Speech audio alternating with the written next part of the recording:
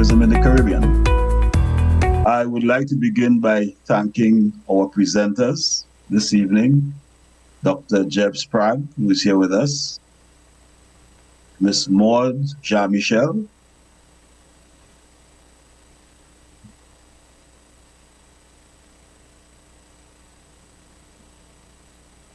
You're muted. Yeah, you're muted. I'm sorry. I would like to begin by welcoming everybody. Welcome. Thanks for being here this evening. I would like to say a special thanks to our guest presenters this evening, Dr. Jeb Sprague, Ms. Maud Jean-Michel of Haiti, Mr. Fabian Thomas, also Mr. Corey Gilkes, and Dr. Toivo Ashiki. This evening, as you are aware, the session is titled In Solidarity with Haiti, Part 4, Militarism in the Caribbean. Unfortunately, two of our presenters could not be here. Mr. Pierre Labossiere has a family engagement, and Professor Hilborn Watson has a death in the family. But we move on. We extend condolences to Dr. Watson, and we appreciate very much Pierre's contribution to this evening's proceedings, even though he could not be here. Without further comment, I would like to introduce the representative of the Haiti Action Committee, Mr. Ustadi Kidari, to do to make some words of welcome to us this evening. Mr. Kadiri is a member of the People's African Progressive Organization. He's also a member of the Haiti Action Committee. He has been very much involved in revolutionary work and people's organization since 1972. Given his long history, his biography will take a pretty long time. So I will do, as Malcolm said, I will do like Malcolm said, I will keep it plain. So without further comment, I introduce to you Mr. Ustadi Kadiri to do the word of welcome on behalf of the Haiti Action Committee. Unmute your mic, brother. The little button with the mic unmuted. Yes, it's for please. Your mic is muted. Right, you can speak now. Yes, go ahead. Go ahead. Okay, sorry. Yeah. Welcome, everyone. On behalf of the Haiti and the Haitian people. Now just speak in the mic. We're not hearing you clearly. I'm off the mic. I'm on the mic. You're on the mic now. Yes. So stand right. Be right here. Okay, yes. No Welcome, everyone. On behalf of the Haitian Action Committee and the Haitian people, who we have been in solidarity with for the past 33 years, we appreciate everyone that is tuned in on Zoom. If this is your first time, we give thanks. We appreciate those who have attended the previous 3 forums on Haiti. As always, our objective is to educate, inform, and organize international support for Haiti and have a collective demonstration in each one of our country simultaneously. We will give an update on the conditions on the ground in Haiti. We give a special thanks out to our presenters who are in solidarity with the Haitian people and Haiti Action Committee. We give much respect to Ako Butota for organizing this Part 4 of Haiti Solidarity Forum. We hope you learned something that will make you join Haiti Action Committee or follow us on Instagram, Facebook, and most social medias out there. Back to you, Brother Ako. Thank you, Brother Ustadi, representing the Haiti Action Committee.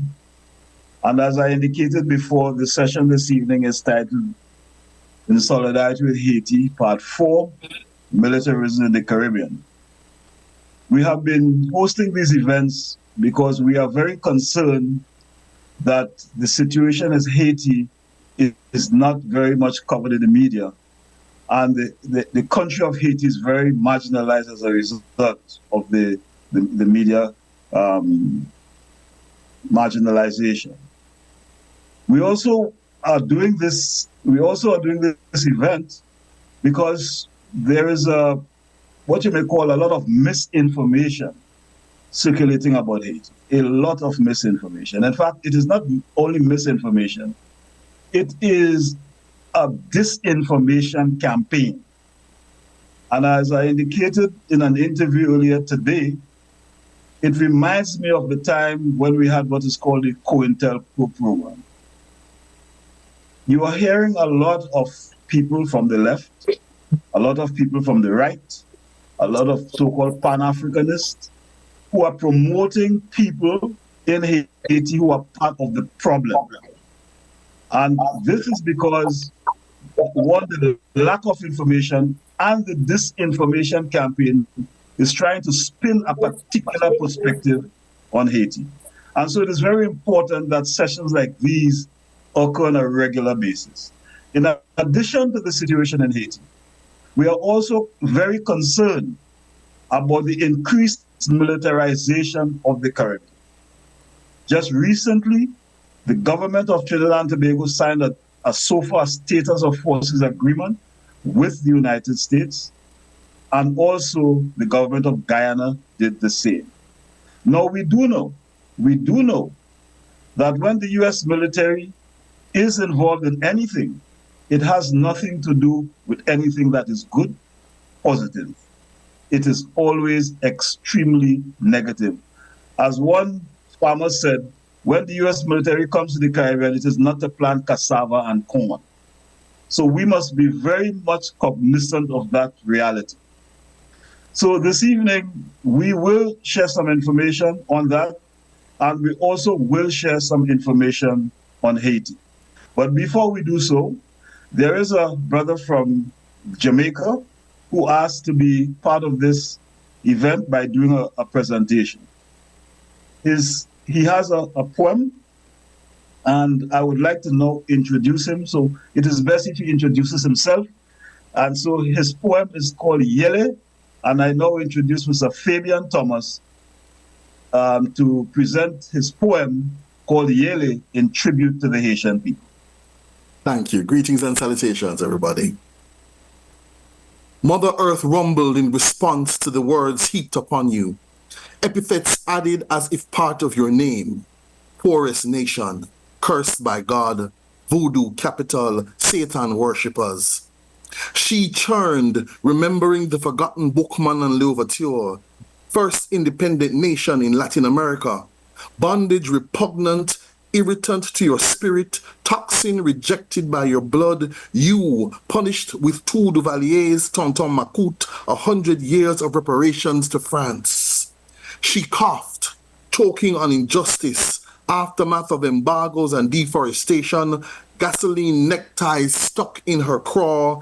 She heaved, shattering limbs, took a deep breath, inhaling buildings, leveling the land, belching off the bile.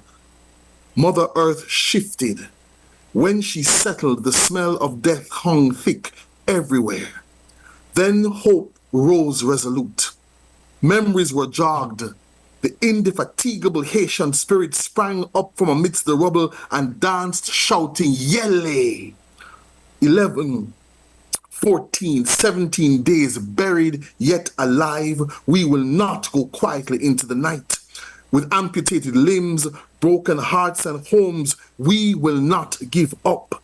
Do you know who we are? Égalité, first Black republic in the world. Yele, we are Haiti. We shall rise again. Ashe. Thank you, my brother. Thank you. Thank you very much. Blessings.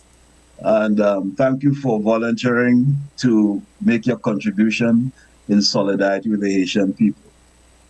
And since our session this evening has to do with militarization or militarism in the Caribbean, I want to read a quote so we can contextualize our session this evening before we bring on our first presenter.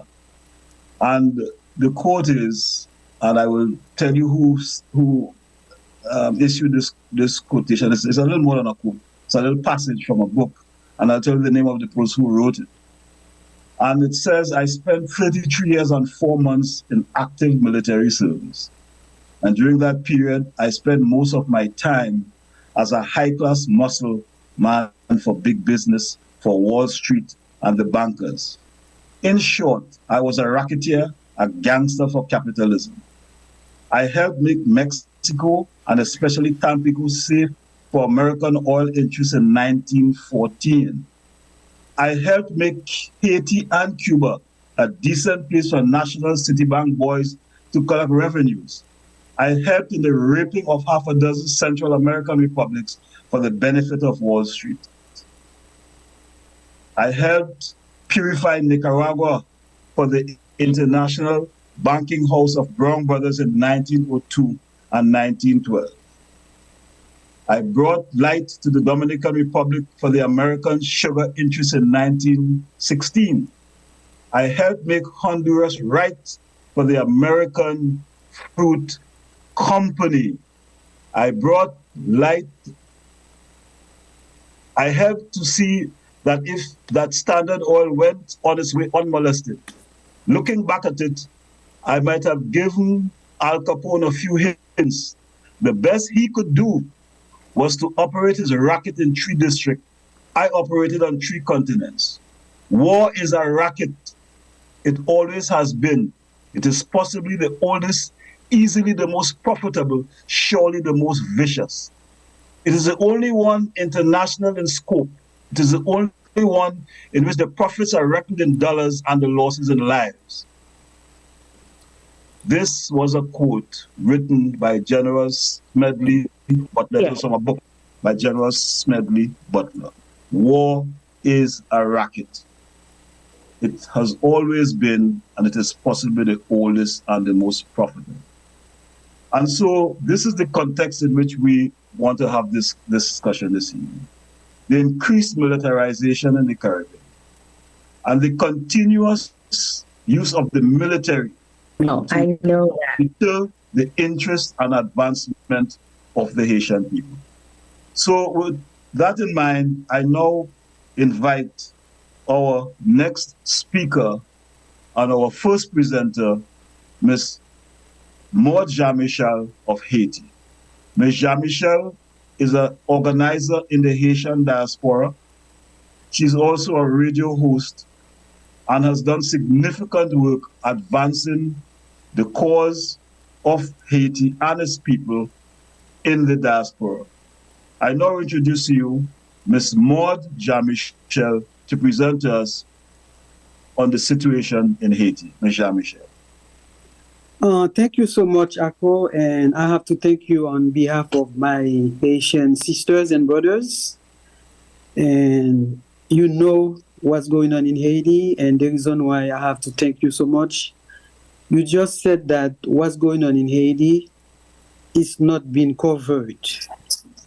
It's for sure it's not being covered. And sometimes when it's been covered, it's been misinformed. They don't tell it the way it is. For instance, we can take 2 people who've been talking about what's going on in Haiti regarding the gangs. And myself, I call them terrorists because they are not gangs. They are terrorists because they are terrorizing the whole population. I would like to talk about Kim Ives and Mr. He's a journalist, Dan Cohen. They've been talking about the gangs or the terrorists as good guys fighting the good cause. They call them revolutionaries. For instance, someone like Jean-Michel alias Barbecue. They talk about him like he is the greatest person on earth. And people who are not being informed of what's going on in Haiti will think it's true. Those guys are good guys. Fortunately, we have people like you, Akko, and other people who are online right now with us, who really know what's going on in Haiti, and I know they will tell other people, they will educate other people on what's going on in Haiti, so we could have more voices to plead our cause. Because right now, what's going on in Haiti, it's not right, it's not good, it's not tolerable. When you have so many women who have been raped, beaten, who have to flee their homes in order to save their lives, and sometimes they have young kids while they left their home, they left the kids behind, or while they have the kids and for whatever reason they end up being separated, and they don't know where the little girl is, where the little boy is. It's a mess that's going on in Haiti. But I cannot talk about Haiti without saying a word of what's going on in Palestine, because this is the same cause. And whoever is destroying Haiti is the same person or the same people who are destroying Palestine. For instance, if we look at Port-au-Prince, Port-au-Prince used to be a beautiful city. They destroyed it almost completely. People keep leaving Port-au-Prince and going to other places in Haiti. So we don't know who's behind it. We don't know what they want to do with Haiti. The only one thing that I know, whatever they want to do is not going to be good for Haitians. And this is the same thing with Gaza. And the other day, I heard Mr. Trump talking about Gaza, what he wants to do with Gaza. Maybe this is the same thing they want to do with Port-au-Prince. Chase Haitians away from Port-au-Prince and create a city for themselves. We're not going to let it happen. But in order for us to not let it happen, we have to fight. And this fight cannot be done just, in a little group, just little Haitians here, little Haitians there. No, it has to be a big struggle. It has to be done like they will always say, solidarity in unity. That's the only way we can have an answer to what's going on in Haiti.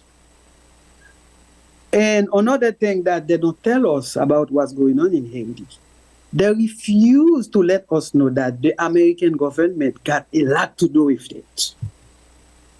The American government been destroying Haiti since the day that Haiti was born in 1804.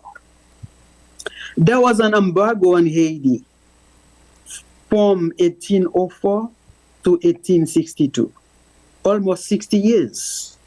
We couldn't sell, we couldn't do anything that we wanted to do in order for Haiti to become a nation in the concert of the nations.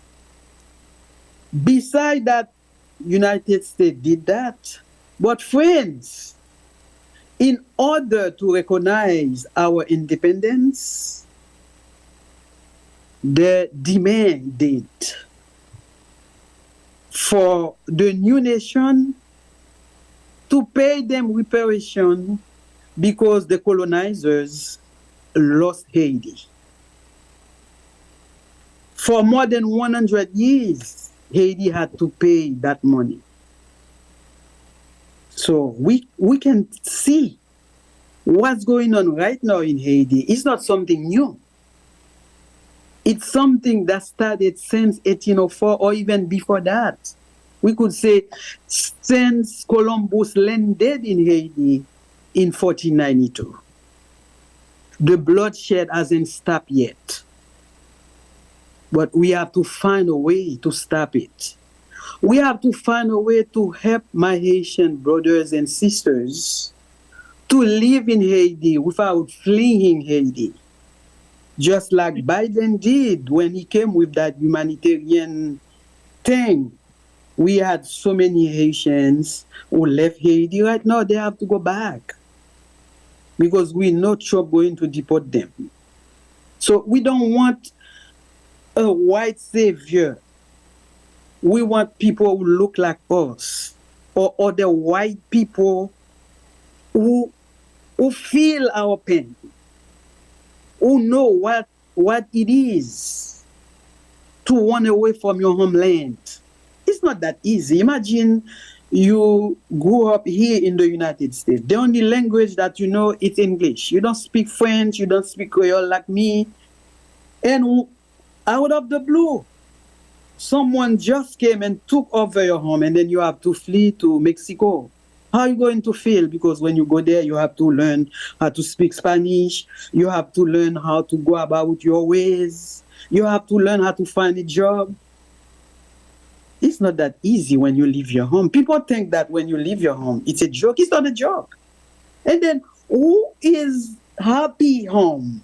Who has everything going for him or for her will leave the homeland to go to someplace else, to the unknown, without knowing what will grab you, what will happen to you, what will happen to your children.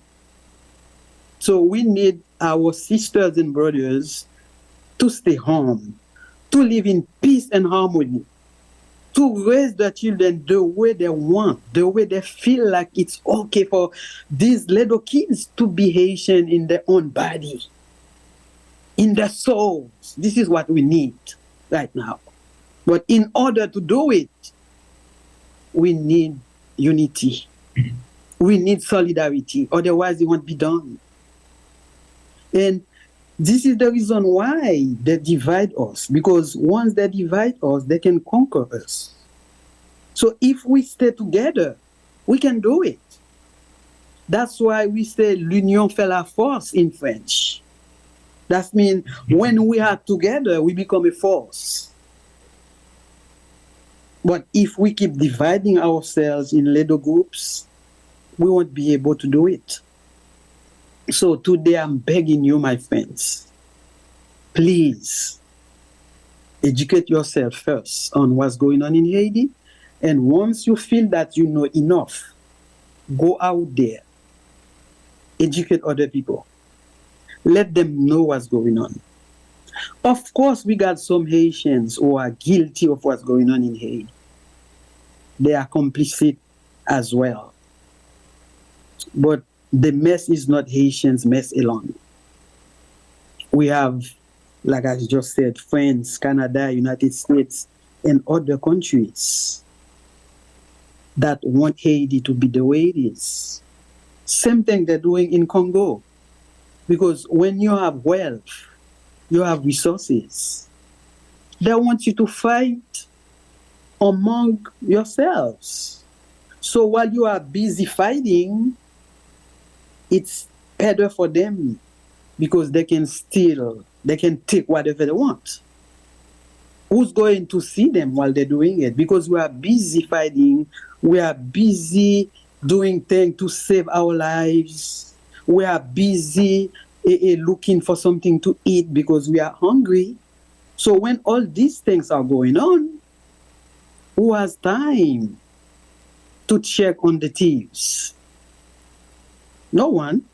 So now they are creating the chaos in Haiti. They wreak havoc on Haiti. So these things need to be stopped. But they're not going to be stopped on their own. We have to do it. We have to stop them in their tracks. Those thieves. We have to stop them in their tracks.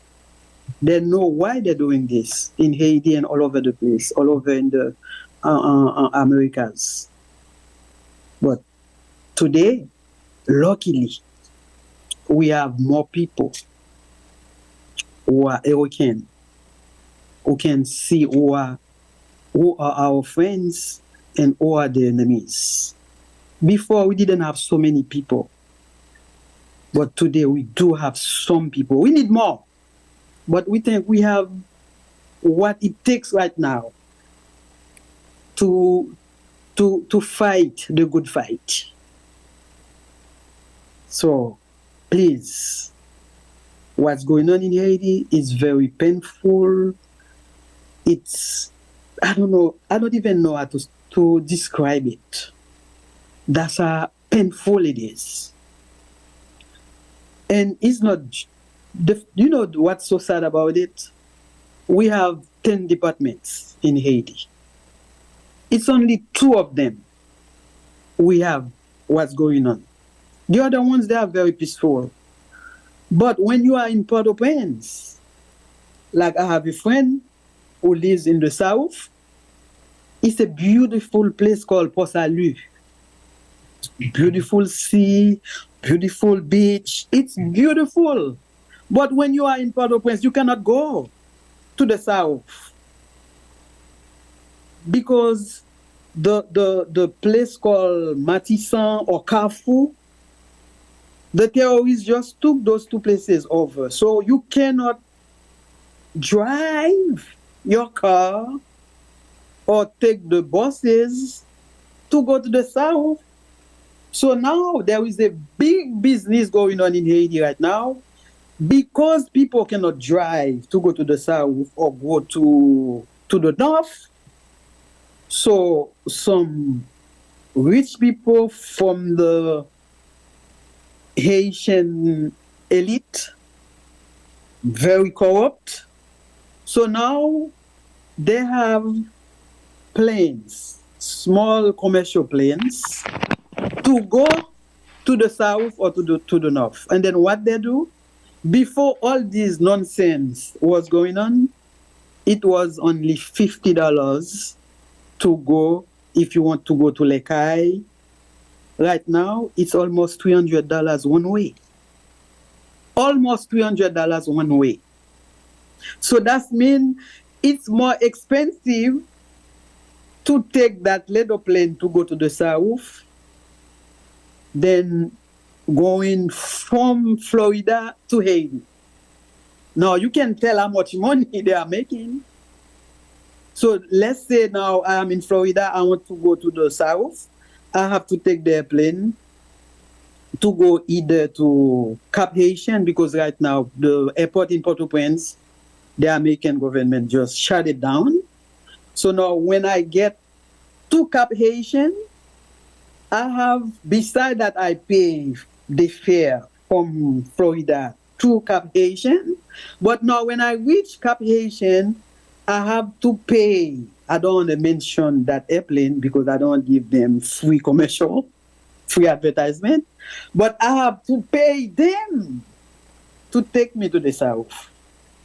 So that means leaving Florida to go to Cap Haitian, then from Cap Haitian to go to the south, I'm going to spend more than close to $8,000 to go home. It's not fair. But them, you think they're going to be willing to change what's going on in Haiti? Of course not, because they're making money out of our misery. So what's going on in Haiti, it has to do with organ business, money making in all the different business we didn't have before in Haiti, and stealing, looting our resources. So it's like a lot of things that we can put together if we want really to know what's going on in Haiti, because it's not a simple thing. It's not just few crazy young Haitian guys who said, you know, let me go and terrorize these people. No. That's not the way it is. That we have big hands behind what's going on in Haiti right now. So thank you so much for having me. Please let your friends know what's going on in Haiti. And then it's not a simple thing. It's something that those people who are behind it, they sat down, they think about it, and they say, this is exactly what I'm going to do to Haiti in order to destabilize Haiti and steal Haiti's wealth. Thank you so much. Thank you, Mr. Jean-Michel. And as you were speaking, all I could think about was the term disaster capitalism, because that is exactly what is happening. Create chaos and disaster in order to profit from it. And so I'm glad you shared those kinds of detailed information with us. Additionally, in terms of the disinformation campaign, even in the academic community in which people are supposed to know, I've heard one prominent Haitian academic, when asked a question about barbecue, said, well, he may be a revolutionary. It was the same kind of disinformation campaign that happened in Angola, when everyone knew who Savimbi was in that conflict between him, UNITA, and the MPLA. And so this is a pattern of imperialism and capitalism to sow disinformation, to create disaster, and to profit from it. And to back it up, as General Smedley Butler said, they hired a hitman from the military to enforce those policies. Now, there are some who are saying that they are critical of Aristide. I read one article in which they said that Aristide was elected as a Democrat, but he ran the country as a dictator. And that's a discussion for another time. But the point is that the systems that oppress us, we can't hope that those systems will solve our problems. So without further comment, I want to introduce our second speaker, Dr. Jeb Sprague. And Dr. Sprague has a PhD in sociology from the University of California, as well as a master's degree, an MA in international political economy, and a BA in history. He has lectured at the University of California, among other places, and he has written a number of books. The one we are focusing on today is his book on Haiti, and this whole question of militarization and its impact on Haiti's democracy.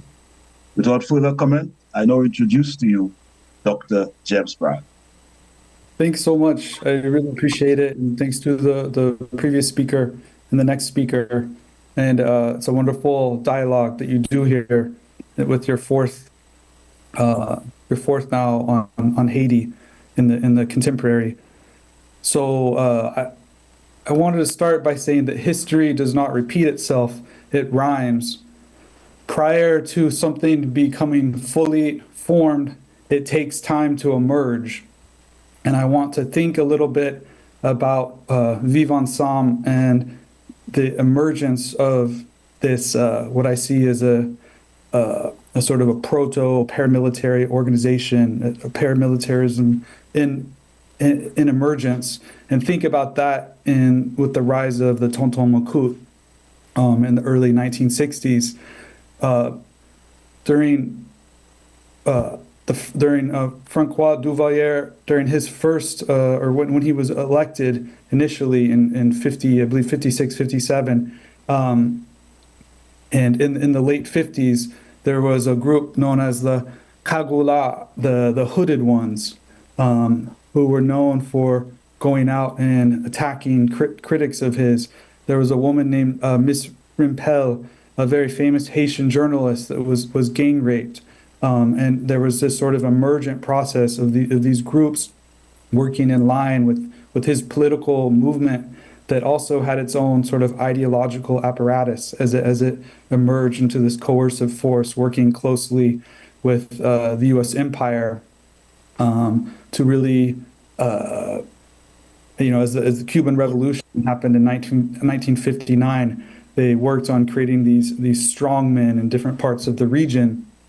And so as that emerged in the late, and by the early 60s, then you get the Tonton Macoute, where they have uniforms and a whole, what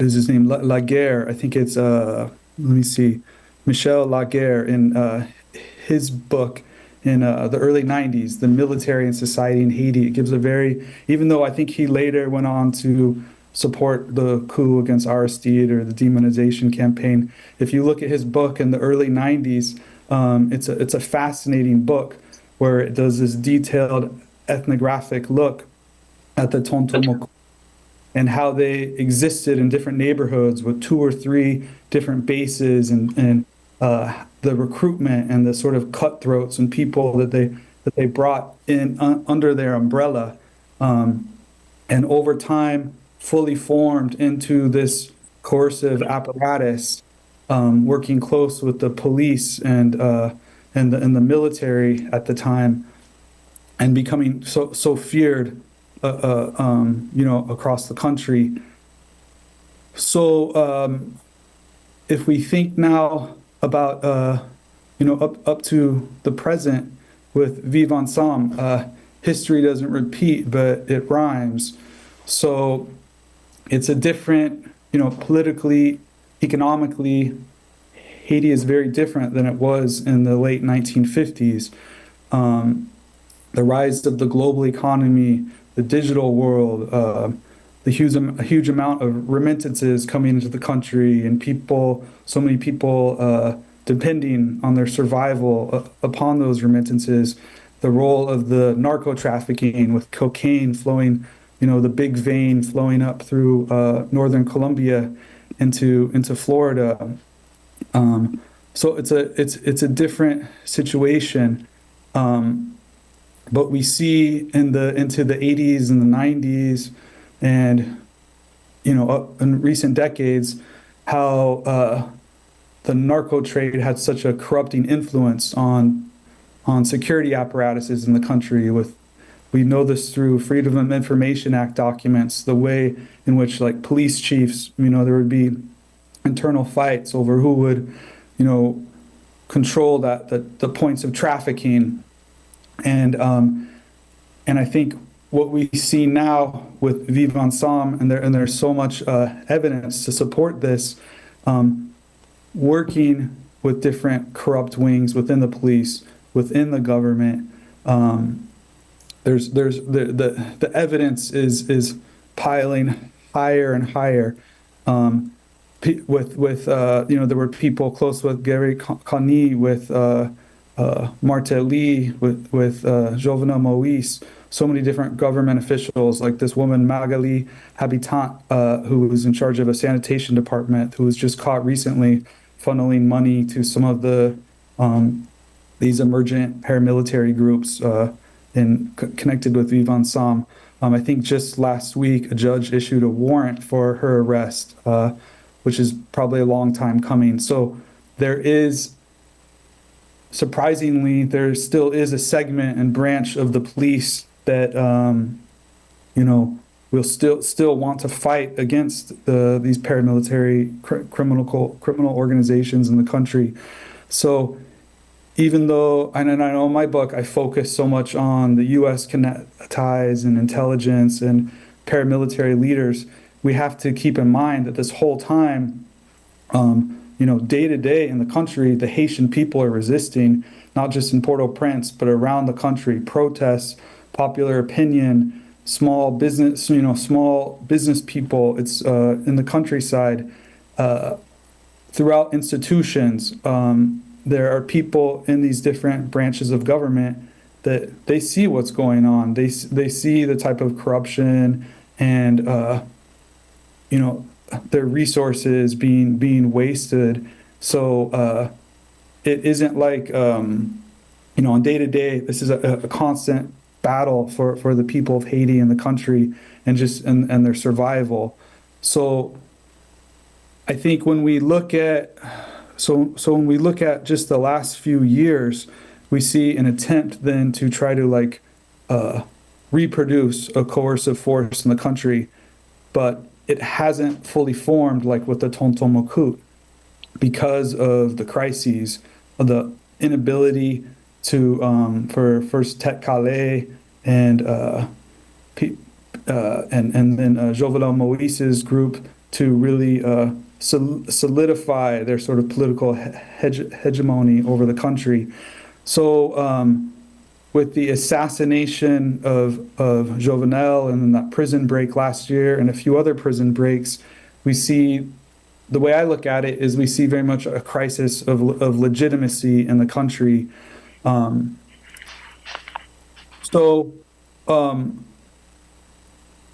then with the emergence of Vivre Ensemble, with G9 and GPEP, and those existing in the country. This is like an ongoing fight in the country, and it's something that it's existing in a different way as it existed in the past. It's much more of a contentious and sort of messy situation. So where do different political forces align? We see with Leslie Voltaire now in office, when in November of 2018, Famille Lavalas put forward this idea of a salle publique proposal, a caretaker government that they originally wanted to last for 36 months. And this eventually led to what they call, it could be the Montana Accord, openly, initially Famille Lavalas was part of that, but then left that when you had different groups that had met in the United States with the U.S. General in Louisiana, another meeting where the U.S. really tried to take control of this transitory political process. So that's when you had Ariel Henry's interim government from July of 2021 until April of 2024. They couldn't work. Then once he left, he was driven, pushed out of office with the anger of the Haitian population. So once he's gone, the OAS was so discredited, for its role in Haiti over the years, like when it brought Martelly into office undemocratically. So what was decided upon then was to work with CARICOM. CARICOM didn't have the type of dirty history in the country as the OAS. So in early 2024, they formed this transitional council, the CPT. And so within that, then there's been, fights over who would, how that would be controlled. So they have these 9 different reps, right? Initially, the idea was to have sectors of the country instead of political parties, but it ended up where political parties controlled those different reps within the CPT.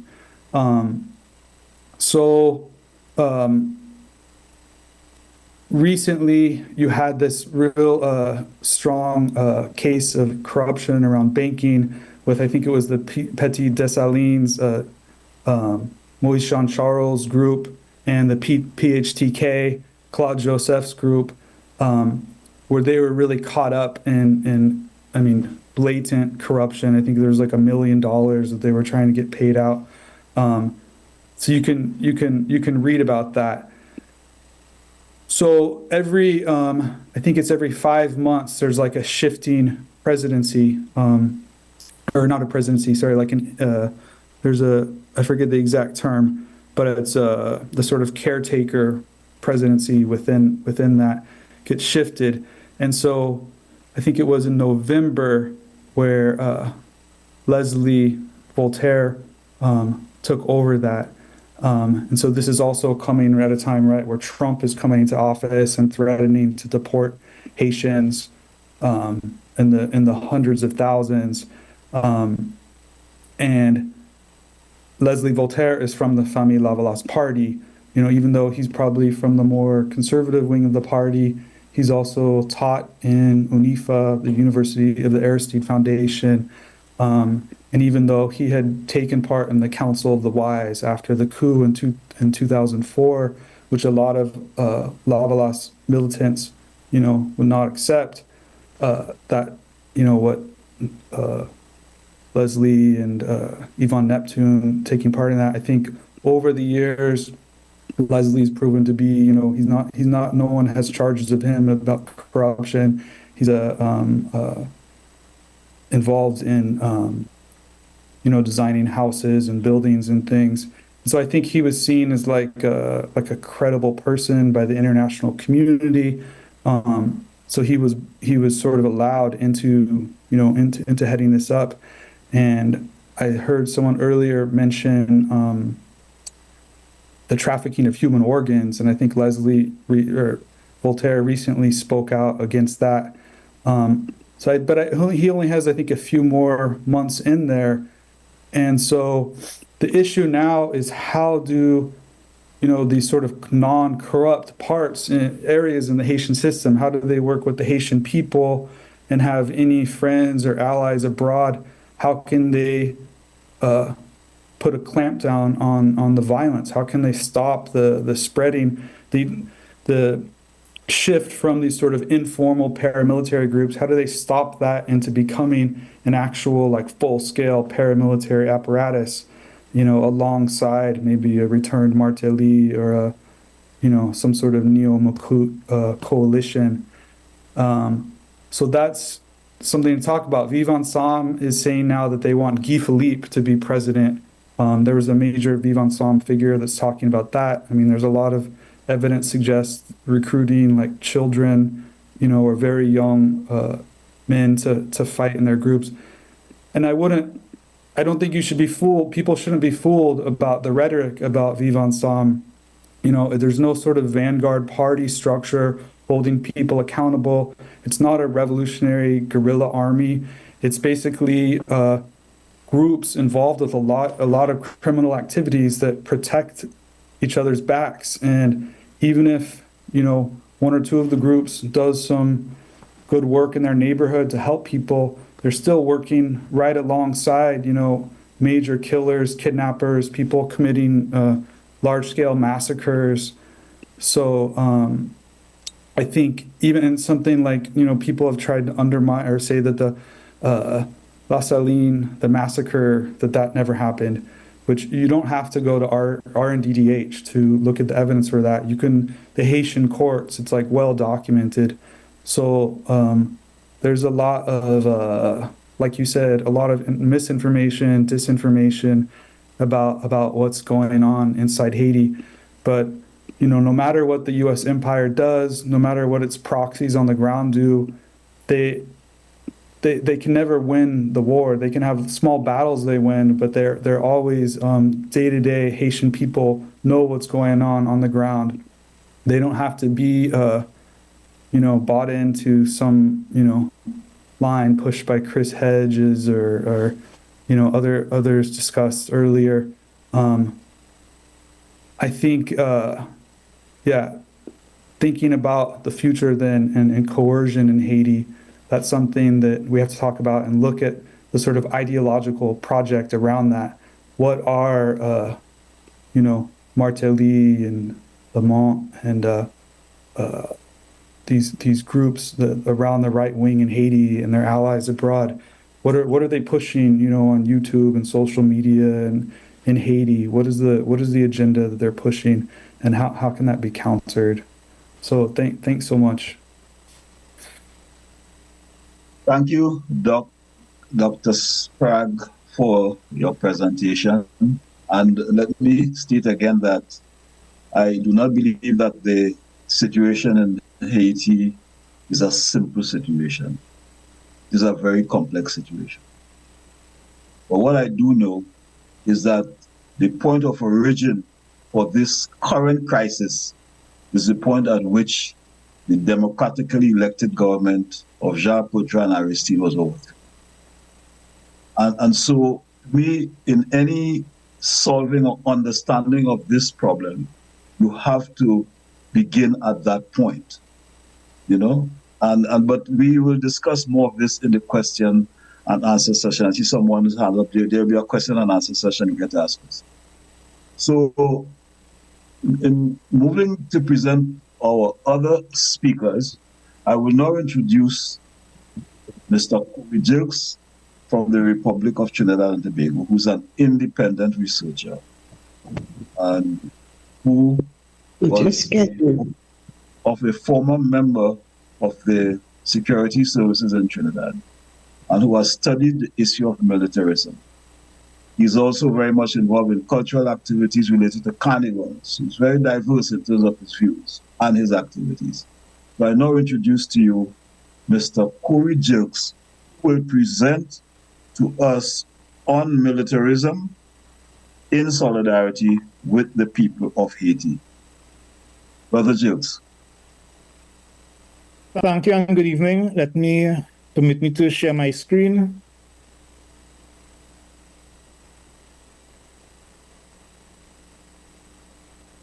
Everyone seeing this? I am not. No. JC, can you have him share the screen, please? Think you'll have to make him a host. No, I just give him permission to go Okay. ahead and share the screen, All right, okay, so he fine. can. Okay. Okay, I'm seeing you, but I'm not seeing. Is that something you're presenting? Are you seeing the display as yet? No. Oh. I see a screen, but I don't see what I'm what not it seeing the is. display. Sorry, did you do share screen? Did you click the share button? If you click the share button, it will allow you to be able to share screen there. Okay. I just clicked it. All right, okay, so it's There you coming. go. Right, we Up now now. see. Yeah. Okay. How do I get it? we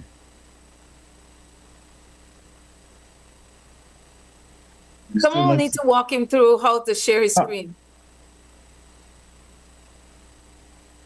You could go ahead and find the program. When you find the program that you want to share with us, then you go into the share button and Okay, so it will be able to pop up the slide that you're looking for.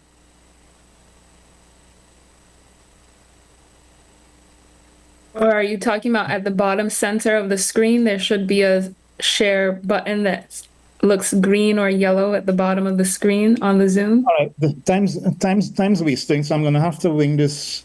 This is not. I honestly don't know why this happened. Okay.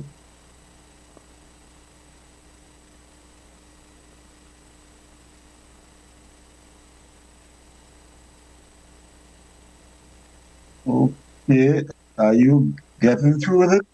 All right. He was sharing something just now, so obviously he knows how to share, but maybe it was the wrong thing he was sharing. So he has to open the thing he needs to share and then share. All right, now we're seeing it now. Ignorance, insecurity, and the zone of peace. Right. Good. Yes. This is what happens when dinosaurs are allowed around computers. My apologies, everyone. Right. So, in keeping with the theme, I saw it fit to have a discussion or draw attention to the militarization of the Caribbean, because I think based on what I've been picking up on radio and many discussions, these crises are not situated in the proper context. We need to understand the situation in Haiti. We need to understand that the militarization is part of a much wider context. And even the term the militarization of the Caribbean is very problematic, because it gives the impression that this militarization being spoken about is something recent. I use the term Roman peace because it needed to be understood that this talk about using the Caribbean as a zone of peace, many people have the mistaken understanding that peace means the same thing across the board. There is something called a Roman peace. And a Roman peace is essentially a peace or order in a society or a region brought about by armed force. I use the term after coming across it, after reading one of the arch-imperialists of the 19th century, W.T. Stead, in his book Europa, in which he established that for there to be a functioning Western civilization, the entire globe needed to be colonized and brought about in a particular order. We are still living in that system to this day. In fact, what we are doing and what we are witnessing is the building of it, going back to at least 500 years. So whereas Donald Trump is presented as some sort of a boogeyman and an aberration, a proper understanding of history shows us that what he simply is the latest manifestation of a very long line and tradition of imperialism that goes back to the very beginnings of the United States and even further back to the colonization of the Western Hemisphere. In the Caribbean, over the last few years, we've been seeing an increase, particularly coming down to the end of the Cold War, an increase in violent street-level crime that has been brought to the attention of our political leaders. We have here, for example, the Prime Minister of Jamaica in a recent conference asking the question as to why it is that the Caribbean is suddenly flooded with firearms, particularly firearms coming from North America. It is unfortunate that these discussions are being had, and there's very little connection to the flood of arms, as well as the drug trade, and how that ties in to the wider context of international geopolitics. So that we have our leaders trying to deal with the crime situations in their own individual countries. And what we are seeing is the spectacle of them essentially going to the arsonists to help with the fire.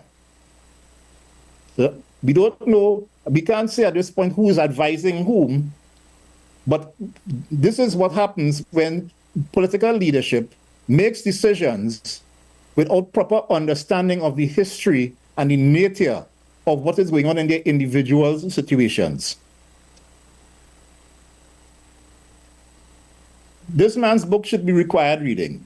Andrew Feinstein explains to us the nexus between the arms trafficking, political leadership, and business deals overtly and covertly.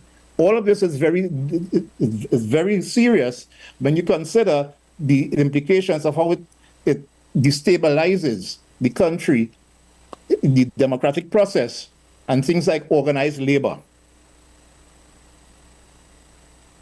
Because of the intensity of violence, you have security problems, or being understood only as security problems, and largely because of the laziness of the media, we have an uninformed populace who does not see that the security situations, the violent street crime, is tied into old colonial era issues that handed over after the former colonial period to the post-colonial imperialist period, post-World War II.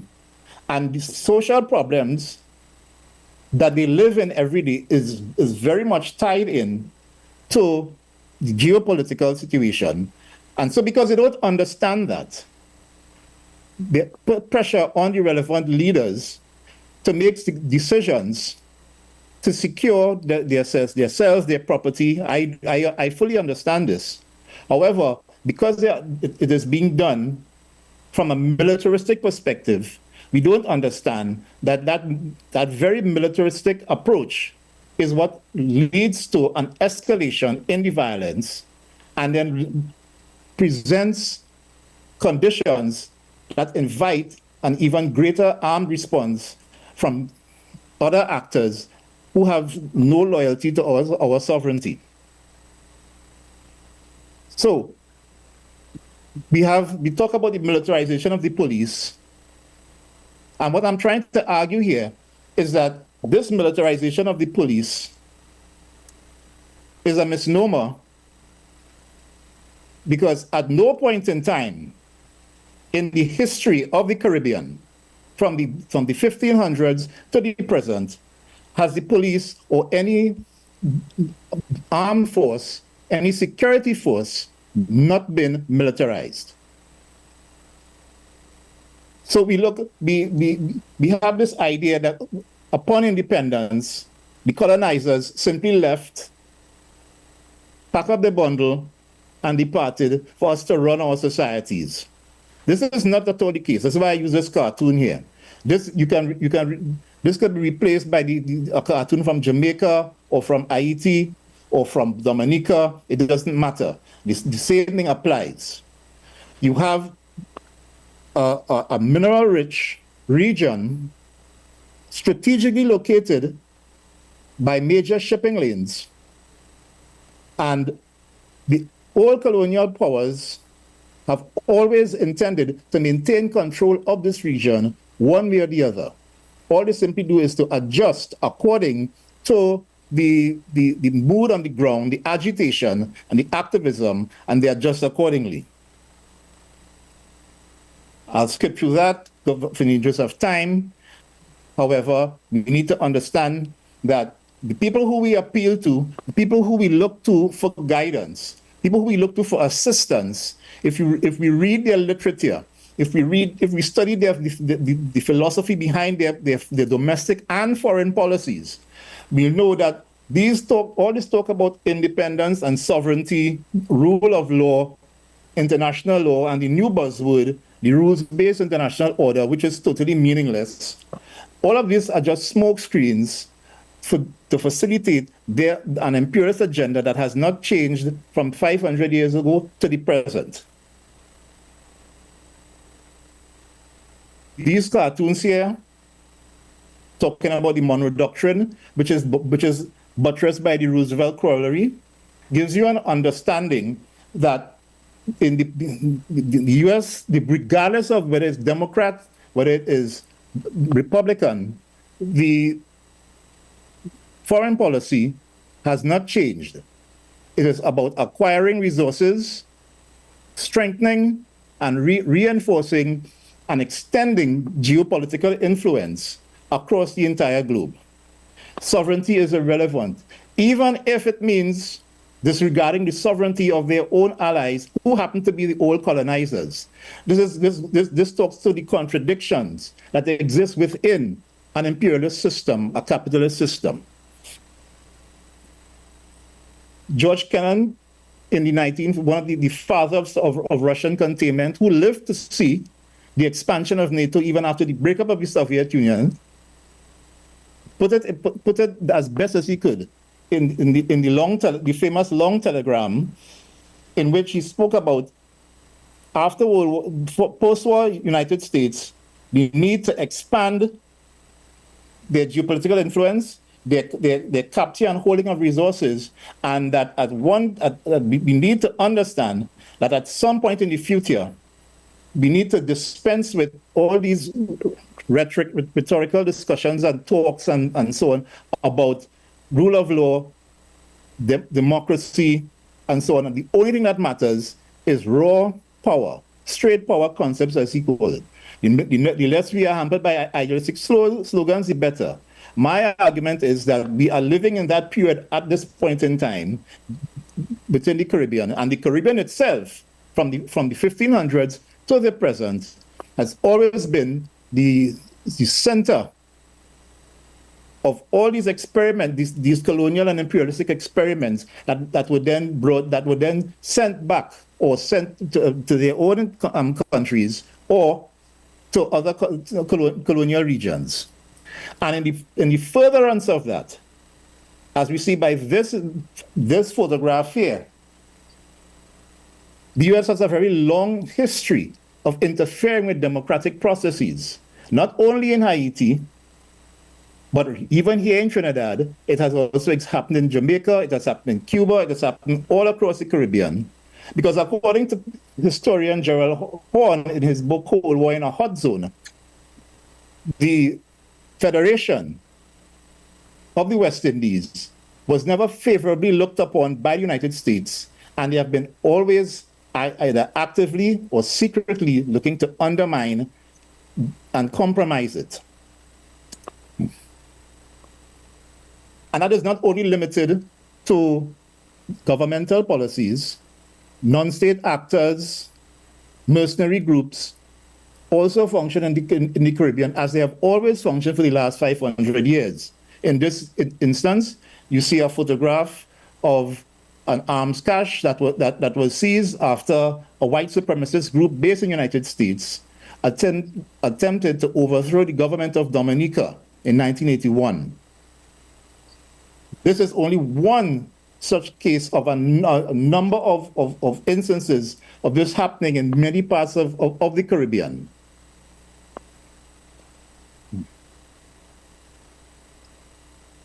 Now, to understand the militarization of the Caribbean, we need to go back to the beginnings and see the importance of this region.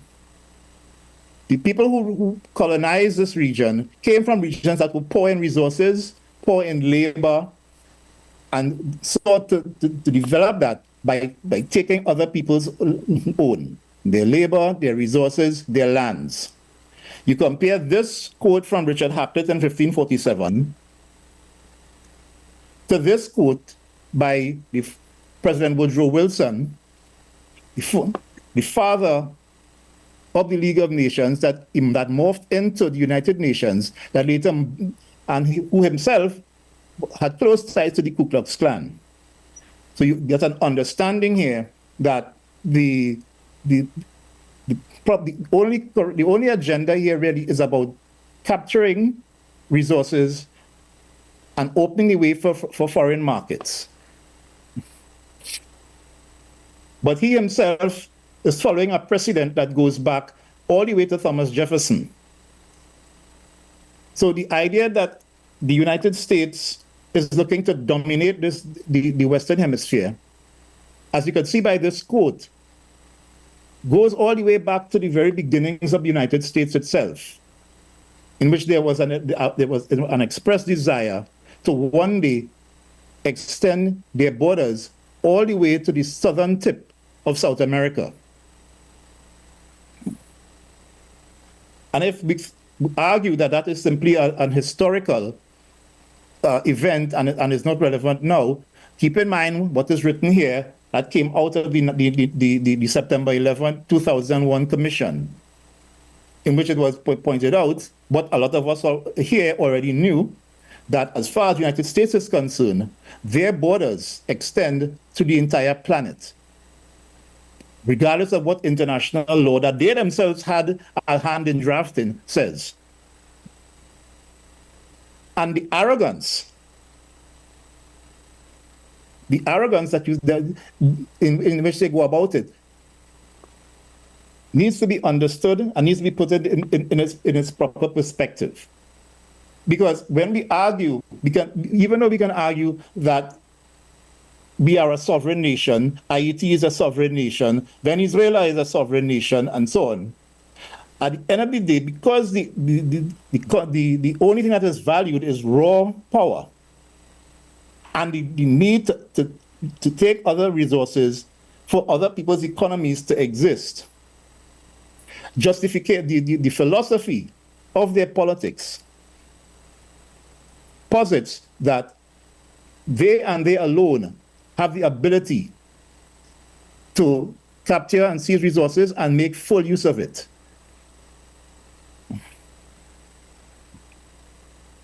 Policing. I'm looking at the Trinidad and Tobago Police Service, but this applies to a number of other countries. But the police service here, or policing, policing in the Caribbean, goes back to the 1500s. In the case of Trinidad and Tobago, 1592. The police in the Caribbean evolved out of the slave patrols and the light infantry units in St. Lucia, as well as the South Carolina, taking a model from the policing methods that were used against the Irish in Ireland, and was transferred to the Caribbean.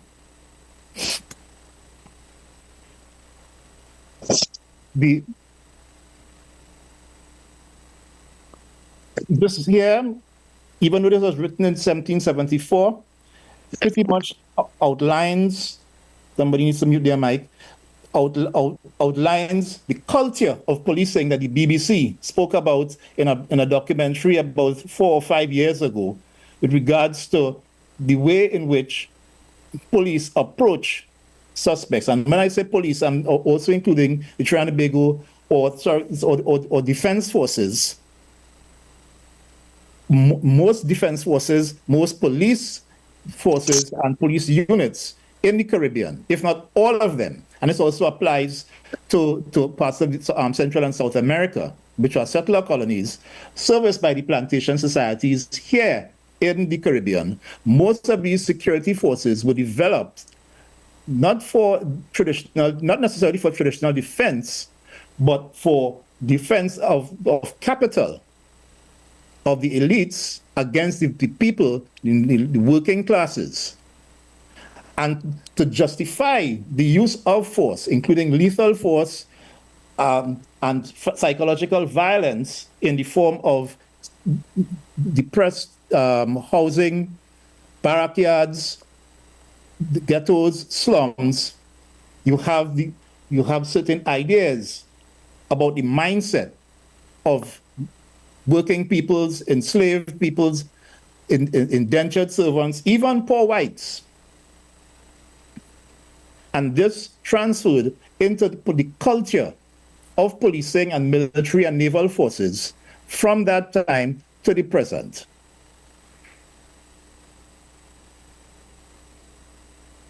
Yes, I'll run through this here. This is the United States extending their military influence into the Caribbean on a greater scale from the 1890s to the present. I'll run through this in the interest of time. World War II, very important. Again, you cannot have a discussion about the militarization of the Caribbean without understanding the role of the Caribbean in World War II, in which the United States and the so-called Commonwealth developed a chain of defenses from the Panama Canal to Trinidad, the southern anchor, to secure the Panama Canal for supplies not only in that war, but any future conflict. And bases were set up in St. Lucia, in the Bahamas, other places, including Trinidad and Tobago. Trinidad, in fact, had the most amount of military bases outside of the United States, some 225 bases and installations, partly because of the oil refinery, which was at the time the largest in the British Empire, and was responsible for 52% of high-octane aviation fuel for the Royal Air Force. And even after the war, the need to maintain that hegemony, the need to maintain that securing of the Caribbean remained paramount from then to now. Now, if you look at this map, from 1939, and you look at the flags, you see that many of these countries were European colonies. However, by 1989, that of course had changed. Now, with that change, there was a lot of anxiety among the old colonial powers as to how to secure and shore up the powers that they held and the control that they had over resources. This is where policing and the militarization of the Caribbean took a different turn, a very much dramatic turn. Enter Lieutenant Byron Engel from the United States, a police officer who, coming out of World War II, was seconded to the CIA and was responsible for the training of hundreds or dozens of police and military forces across the world in at least 52 countries. It should be understood, however, that this training of police officers and military people was about under the guise of counterinsurgency through a shadowy group office called the Office of Public Safety, based or operating through USAID, the same USAID that is functioning in many countries today, my own including, Haiti as well. What he was actually doing was utilizing these police and military forces as proxies to gather intelligence that would be fed back to the United States to monitor anti-colonial activists, trade union leaders, scholars in the universities. One of the byproducts of that was the formation of not just militarized police and security forces, but elite units, which some of whom, if not all of them, were tasked with conducting operations, sometimes secret operations, against their own people, again, working class people from the colonies. This is somewhat personal for me because this particular unit, an elite unit in the Trinidad and Tobago Defense Force, of which I was once formerly a member. But it is instructive that this unit in the 1960s was called the Internal Security Platoon. Internal as in looking at our own people rather than outside our borders. It was about monitoring union leaders, and they were trained in, among other things, riot control, normally against whom? Labor activists. It is instructive that the use of tear gas and certain aspects of lethal and non-lethal force against working class peoples was done in the Caribbean and in the colonies before it finally turned itself inward back to England in what people like Professor Elliot Cooper calls the boomerang effect. I'm showing you the poll tax riots of 1981 in which tear gas was used in England, but the photograph in the center shows you that tear gas was used long before it was used in England against their own people. It was used in the Caribbean, in places like Jamaica, Haiti, and Trinidad, before it ended up or was being turned against the people in the lands of the colonizers. With regards to transnational crime, on the surface, the narrative is that these are people who are basically lazy, don't want to work, but at a sub-level, you have unresolved colonial issues of dispossession, disenfranchisement, and a violent containment policing model that does not address the issues of marginalized communities, unemployment, underdevelopment, etc. The only others of any importance is maintenance of law and order, and in the service of that, the gathering of intelligence that is fed back to a centralized control. Lord knows where that may end up, usually not in Trinidad and Tobago. We also need to understand, and earlier on in one of the presentations, we spoke about misinformation and disinformation. So we are presented with the idea of Haiti and groups in other countries that are criminal gangs. I use this photograph to show that all is not what it appears. Even if you look away from the earmuff on his head, look at the way in which his weapon is held, and most importantly, look at his index finger. This is a trained person. Even if, and it's a very big if, that the person in this photograph, and this photograph was taken in Haiti, even if this person is one of the Haitian gangs, he himself got professional military training, and that professional military training would have come from either a state security, perhaps based in the US, or non-state actors, private military companies, which we need to have serious discussions on, because the use of private military companies and mercenaries exploits the very gray area around international law.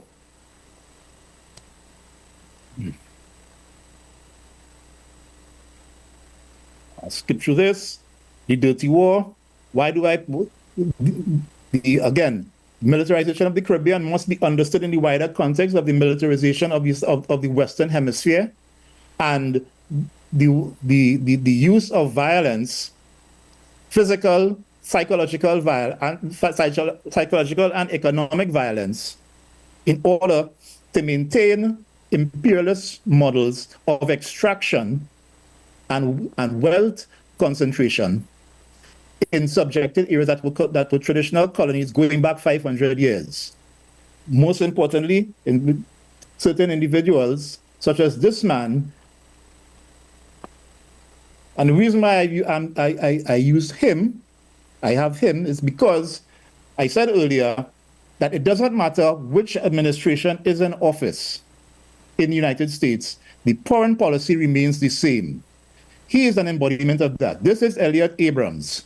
Elliot Abrams, some people here will be well aware, was very much prominent in the Dirty War in the 1970s and 1980s.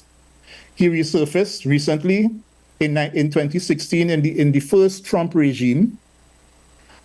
When the Trump regime handed over to the Biden regime, this goodly gentleman became a key member in that administration, and he was one of the main players in the destabilizing of not just Haiti but Venezuela, as is this individual, Edmundo Gonzalez, who's now portrayed as this old gentlemanly figure. Proper research shows that he was very much prominent in the 1980s, connected to right-wing death squads in either Honduras or Nicaragua.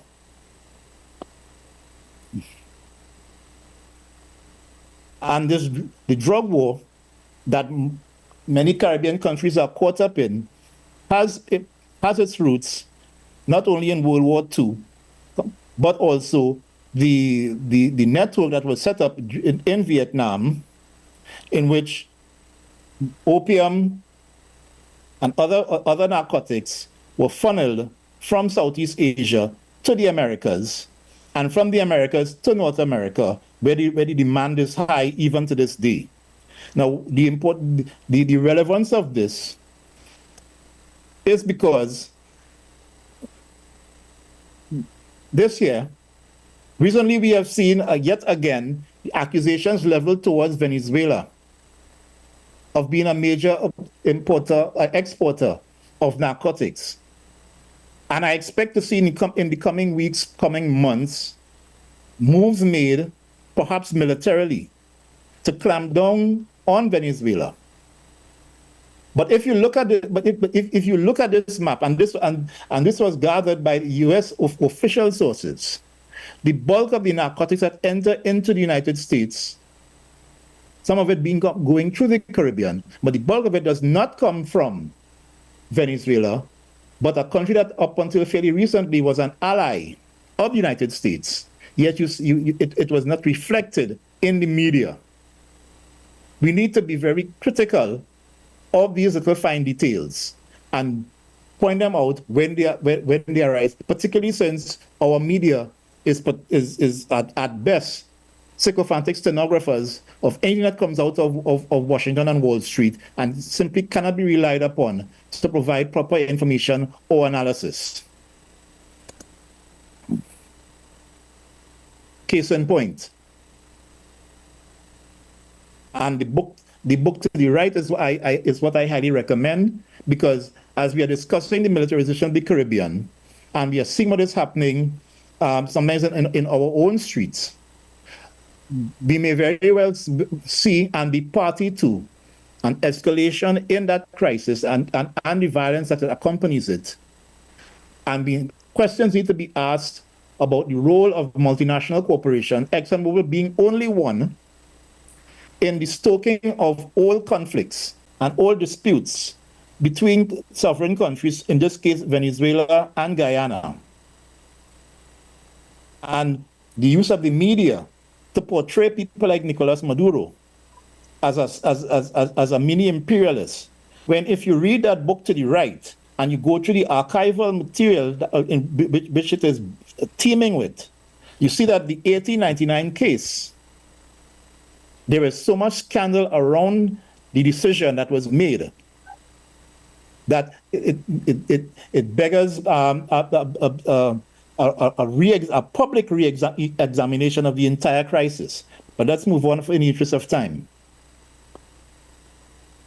Again, there's so much documentation about the use of the Caribbean as platforms and staging grounds for what Comrade Mututa said earlier about crisis or disaster capitalism, including the role of multinational corporations and politicians, local and foreign, as well as with the criminal underworld, and the furtherance of Western geopolitics.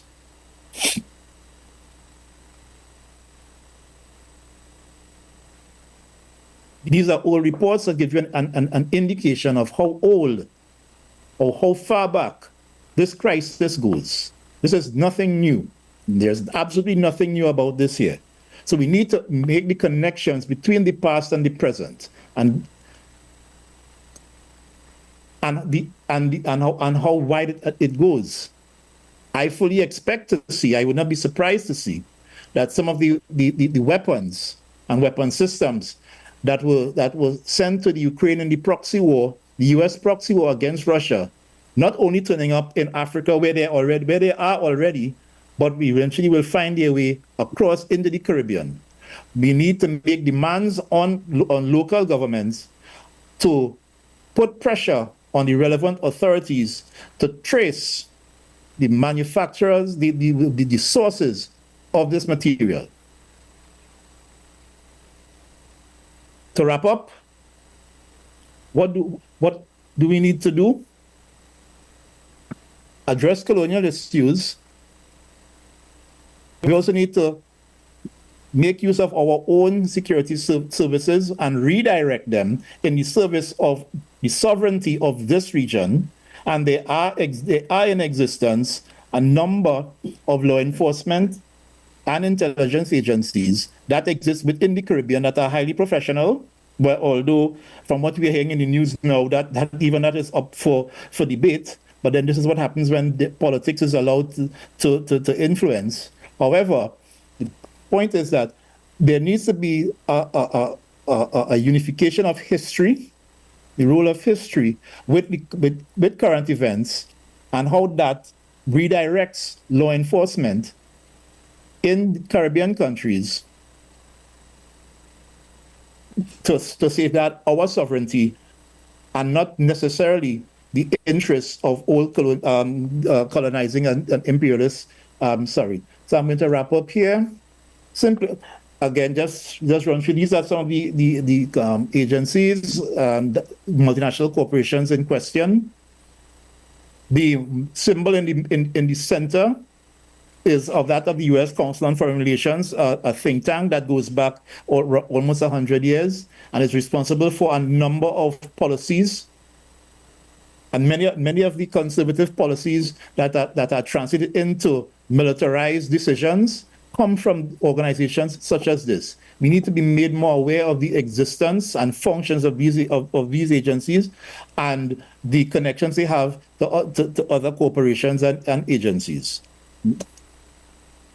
Thank you for your patience and indulgence. Hand you back over to Comrade Mututa. Let's see how I do that. Thank you very much for that extensive presentation. And now we will move to the question and answer section of this event. And let me just suggest that we try to ask questions and not make statements. I know a lot was said, and people may want to make extensive statements, but try to limit your statements and please focus more on asking questions. So now the floor is open, and anyone who wishes to ask a question, they might feel free to do so now. You can use the little button with a hand if you want to do that. And you can direct your question to any of the presenters, Ms. Jean-Michel, Brother Gilkes, or also Dr. Sprague. Do we have any questions? And this will last for about 15 minutes, and then we move into the summary by Dr. Toivo Ashiki. Yes, Dr. Ashiki, unmute your mic, please. Sure. No, I was more just acknowledging my presence here, but I'll wait for others to ask questions. A lot was said. I'm sure people have questions. Yes, I see France, Andre, Quebec Solidarity. Yes. Please ask your question. Correct. Yes, thank you very much, and thank you for everyone to be here. I would thank you, Jean-Michel, who's a compatriot from Haiti. Thank you, Dr. Jeb, and thank you, Corey. I'm from Montreal, living in Canada, and very shortly, I would say the coup d'etat contre Jean-Bertrand Haiti in 2004 was actually planned here in Quebec, in Montreal, in Canada. And that was an initiative of the Canadian government at the time. And someone called Denis Paradis, Denis Coderre was the mayor of Montreal. They actually had that meeting in February 2003. And only Americans, French, Canadian, and a couple other countries actually decided that Jean-Bertrand Haiti was the democratically elected president, was actually someone that they should moved out. And they did actually in 2004, February 2029, which is very symbolic. The 29th of February comes every 4 years. So you can imagine what's happening at that time. I can tell you actually went to school, university with Toto Constant. Toto Constant was Emmanuel Constant, who was the son of a general under Duvalier. And Toto Constant actually was recruited by the CIA and was sent to Haiti to actually reverse Bertrand Aristide. And he came to the point, knowing the gentleman, Constant, he actually succeeded in a way and thought of becoming the next president, planned some kind of, electoral movement. He opposed to Bill Clinton, who sent it straight to Haiti, and actually were let go. And that's when they actually promoted Guy. Someone spoke about Guy Philippe. That's how Guy Philippe came in place to create again another coup. Toto Constant was moved to actually flee to Haiti, was arrested, imprisoned, and he had so many information of the CIA. They actually let him out, but he went back to prison. The Canadian government, over the past almost 3 years, was actually Mr. Trudeau, if you're following a little bit of the Canadian politics, has resigned. But he was mandated by Bill Clinton and Anthony Blinken to be the leader of the resolution of the insecurity in Haiti, which he tried to do a couple of times at least at the Council of Security to bring what Mr. Henry, the Prime Minister at the time, was asking to have a UN force in Haiti. And China and Russia twice vetoed that decision. That's why they didn't do it. So they went around using the CARICOM, and came with a plan about having the Kenyan to be there. Justin Trudeau, Mélanie Joly was the Prime Minister, who's still the Minister of Foreign Affairs. They had actually a CARICOM meeting in Canada. And that's where the decision to find another way. So I just want to talk about what we do, Solidarité Québec Haiti, here in Canada, putting pressure on Canada to remove themselves from the Haiti politics. We are involved in one case, 2019, where we actually stopped Michel Martelly, the criminal president, to come and perform here in Canada. It was our way of doing things. So I want to thank you for being here. Lastly, into last year, I was able, with myself and my wife, we went to the UN in Geneva, where it was the Permanent Forum of Afro-Descendants. And we were able to speak of Haiti. We spoke of restitution. We spoke of reparation of the debt, or what we call the ransom. And we were so loud where they decided this year, in April, at the UN in New York, Haiti is going to be the centerpiece. And we got, of course, help from the New York Times with the article. So for people who can go to the UN, the forum, please be there, because we need to keep on pushing about Haiti, because most of the participants last year from the other countries see an opportunity. If we do get restitution or reparation, the colonized country, hopefully also will get restitution and reparation. So thank you very much to all of you for being here. Thank you very much, Franz, for your contribution.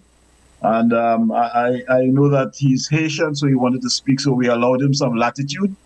We now have Janet Coburn, I hope I'm pronouncing your name correctly, who would like to ask a question. Yes, thank you. Oh, this has been a great program. And I especially enjoyed, learned from the presentation, the last presentation on militarism. I put a question in the chat, and I'll just read it. Dan Cohn, who works with the Gray Zone and has his own Substack, has done great work on Palestine for years. And based on that, he's gained a great reputation within the Palestine Solidarity Movement, which I've been a part of for many, many years. So what is behind him and Kim Ives getting it so wrong when it comes to Haiti? Is there any way to get through to them? And I don't know whether Maud Jean-Michel might want to talk to this, or anyway. I think Maud and yeah, I really don't know what's behind it, but I try to correct him so many times because he does work with Redacted on YouTube. Anytime that he is on Redacted, I always send note to let him know this is wrong what you're saying. That's not the way it is. Barbecue is not what you want him to be. He's different. He has committed countless crimes, from raping to killing people in La Salines and other places in Port-au-Prince, but they never even answer me back. So I don't know what's behind it, what he wants to do with it. If he's working with the CIA, I just don't know. I wish I can tell you, but I don't know what's behind it. You can, I think you can reach him through his Substack.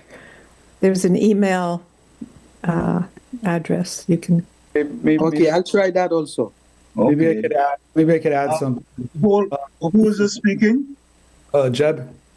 Yes, Jeb. Yeah, you go ahead. Yeah. Yeah, I was just going to add, it's probably a waste of time to write to Dan, Cohen, and Kim about this issue. In my opinion, so I've known both of them. Well, I've known Kim for a long time. Dan actually has never written for the Gray Zone on Haiti. I think 2 out of the 3 or 3 out of the 4 last articles that they've published, I was involved in. So he doesn't write for them on Haiti, and actually hasn't written on them with them for some years. I think he doesn't work with them. In regards to why they or other people, the position they take, I obviously don't agree with them. I think there's a mix of, there's different theories.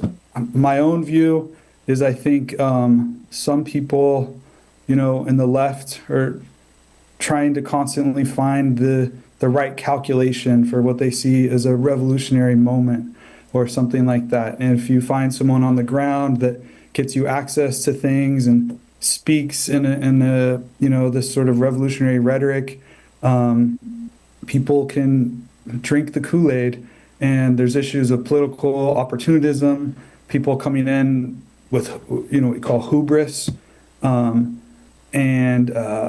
That's my own opinion on it. And I think there's simplistic narratives, like pushing, year after year that, the U.S. is about to invade, when it's actually more likely that, maybe some small teams would be sent in here and there. Or, we have the Kenyans there now kind of putting a Band-Aid on the situation, but the Kenyans are not like when Cuba went to Angola, to actually stand with the population. The Kenyans don't really do much in the country.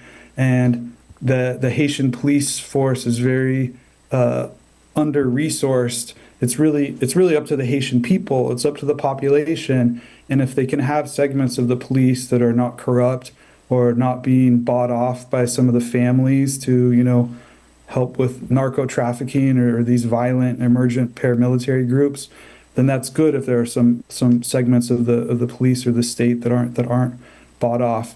But it's a day-to-day very tough situation, and I think that these powerful groups, they're trying to make the population accept this you know, to undoing the history of the fight against impunity. They did that with the coup in 2004. Earlier this year, I published an article in the Gray Zone with Kit Clarenberg looking at how a CIA agent, we have the FOIA, the Freedom of Information Act documents showing their role in the Rabato, the breakout of ex-paramilitaries from the prison in Gonaïves that, you know, had been put in jail after the Rabato trial, which was a big massacre. You know, it's a very difficult situation in Haiti right now, but I'm so happy that this gathering could take place. Thank you. Thank you. Any other questions? So Charlene has her hand up. Charlene, Sister Charlene, how have you been, Sister Charlene from GT? I'm glad that Jeb spoke, and with all due respect to all the European people in the room, the most dangerous thing in the world is a white liberal. And I am glad that those folks from Chris Hedges, I was shocked by Chris Hedges, shocked. Dan Cohen and the other guys. I think Jeb put it right, but I want to also add that it's the blatant disrespect for Black leadership that you see when white liberals begin to show their deep-rooted racism. So they want a little bit of this action in a revolutionary movement that has nothing to do with the roots of African solidarity, right? And they think they could play their hand like this. But I'm glad they've exposed themselves. We have a brother over here by the name of Gerald Pereira who also shocked me. But it's good that we have these kinds of exposures so we know who is who. My question is, though, that unless we educate all the youngsters in the Caribbean to these realities that the last presentation brought out, you know, we're going to go down, just a few of us, we're going to go down, they're going to destroy this entire region. They're going to put the Venezuelans at war with the Guyanese. They're going to put friends at war with each other, members of families at war in homes. White supremacy just got this whole thing locked off. So the question is, what are we to do? The last presenter had some bullet points of what to do. I think we should move these. These things that ACO has organized are some of the richest conversations I've managed to be a part of for a long, long time. So I believe I have some faith that some real action could come out of these conversations. But if the education doesn't happen, we will self-destruct. And last point, I don't think the Caribbean leaders don't know of this more than 500-year conspiracy against the people of Africa. I think they know, but I think they are cheap little ass kissers. Thanks. Thank you, Charlene, for your statement and radical expression. The next question, I see Marie. Okay, thank you, everybody. I'm going to turn on my camera. Okay. My name is Marie, Dr. Marie Lemmy. I'm Haitian American. I'm also part of the working group for the Permanent Forum that Mr. Andre spoke of, and I think I met him in Geneva last year. Two things. This year, the forum is April 14 to the 17th. April 17 is a significant date because it's the 200 commemoration of when friends came back to Haiti to demand that ransom that the New York Times spoke of.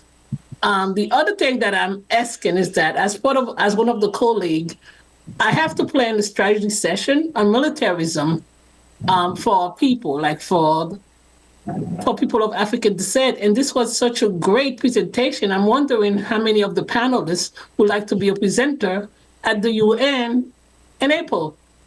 So you could, I'm going to put my contact on the chat.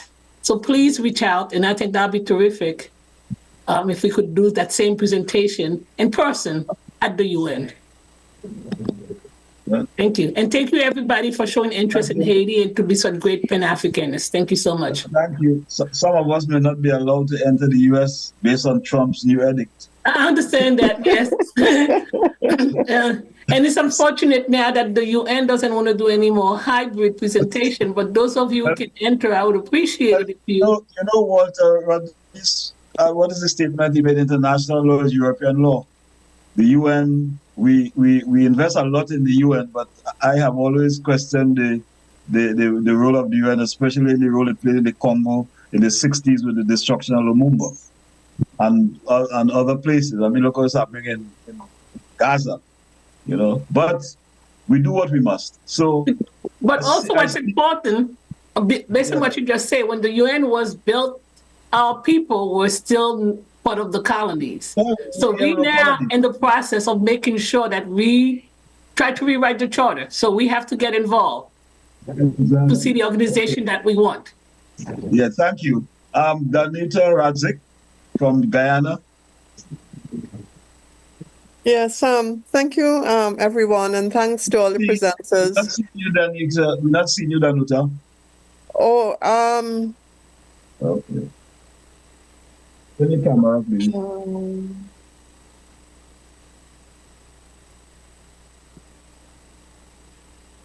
Right. Yeah, we're seeing you now. Yeah. Okay. So this is to Mr. Corey Gilkes. Gilkes, right? Yes, Gilkes. Right? Yeah. Okay, so this is kind of specific to Guyana. And I think if you ask the majority of Guyanese, they certainly would never accept Venezuela's claim to 2/3 of our territory. And I don't think anybody in the Caribbean, be it Haiti, Jamaica, Trinidad, or whatever, would accept and appreciate another country laying claim, right, to 2/3 of their territory. So that's one thing that, I want to raise because I think it is fairly well known in the Caribbean about that claim. It's before the ICJ, etc., and there should be an opinion on it. But I wanted to ask Mr. Gilkes if he sees a difference in the way in which Chavez handled the situation in relation to Guyana and the claim which Venezuela has always had, and the way in which Mr. Chavez has gone about doing this. Yes, I did notice that there was a difference in the way Chavez handled it. However, it should be noted that it was after the death of Hugo Chavez. Even though Maduro was, by all indications, and I am no defender, I have never met the man, but it must be pointed out that the elephant in the room here is the multinational corporations and what they have done in order to encourage certain entities to make unilateral decisions. And that would have happened under the Maduro administration. So we need to be the question that should really be asked is the decisions that Maduro made. To what extent were they made in the context of decisions that were made prompted by ExxonMobil and other multinational corporations that entice people on the Guyanese side to approach the International Court of Justice in contravention of the agreement that was made between both countries. So I'm putting that on the table. Yeah, but you know the borders, the actual sea borders. I mean that has been examined, etc. And by and large, I think it is agreed that the part in which ExxonMobil is actually belongs to Guyana in relation to the I can't remember what the thing is, the law of the sea. The law of sea convention, etc. You know, and you know, because with Chavez, Guyana had very good relations with Venezuela. And That's what the point. Chavez had said is that even though there is this claim, he would not pursue it because it made no sense to him that countries who have gone through colonialism and all of these things and imperialism would now act in the same kind of way against neighbors. I agree, and what I'm getting at is that there is evidence that Maduro himself would not have pursued it were it not for the fact that the actions of the multinationals in Guyana moving into that disputed territory, which was in violation of the agreement that was made long before Chavez himself, they would not have stopped at that border. And again, I don't want to take up too much time and go into that, but if you read that book and go particularly into the details of the case of 1899 and the letter that was dispatched posthumously by the lawyer representing Venezuela at the time, that was published in 1948 when upon his death. You see why that dispute is still on the table. However, I'm saying that there is indications that we would not even be having this discussion at all, were it not for the fact that the entities who were kicked out by Hugo Chavez out of Venezuela and set up shop in Guyana, engage in some sort of mischief, including the fact that one of their exploration vessels went into Venezuelan waters about 4 or 5 years ago. And this was the trigger for the latest round of disputes. So I'm saying we need to look at all of that. Yeah, well, I mean, not necessarily I don't think as some imperialist agenda on the part of Nicolas Maduro, which as far as from what I see, is wide open to debate. Okay, so could I intervene here? We have a limited time, and while maybe we may have to have a discussion on this at some point in the future. Yes, thank you, because I think there's a lot of evidence there, and it is before the international. Yeah, these are unresolved issues. You have the situation in Guyana, you have the decision in Taiwan Strait with China, all the legacies of colonialism and history. And so maybe this is something we must have a discussion on, because as far as I've been aware, we have not really discussed this in a way that the Caribbean can understand it. It's okay? So if we could just table this for now, and possibly we'll do something in the future. Okay? Could I have a question and also time? Marilyn Langwa. Could somebody, you're feeding back, could you mute your mic, please? Marilyn Langwa. Permanent preservation as an amenity. Hello? Can you hear me? Somebody else. Somebody Ecology of the property. Whoever has an iPhone, that's whose mic is open. Somebody has an iPhone, please mute. Okay, good. Okay. Can you hear me now? I'm hearing you now, yes. Yes, thank you so much to all of the speakers. Really excellent presentations. I learned a lot. I'm going to share this video with a lot of people. I have a question about USAID. as I imagine we all know that it's been used as an agent of regime change. It's been used to undermine social movements and to co-opt people, certainly in Haiti and probably all over the Caribbean. So my question is, what do the speakers see? What is your take on President Trump's freezing all the funding for USAID and basically shutting down its operations, at least for the time being? Is this just a smokescreen, or what do you think we're to make of this?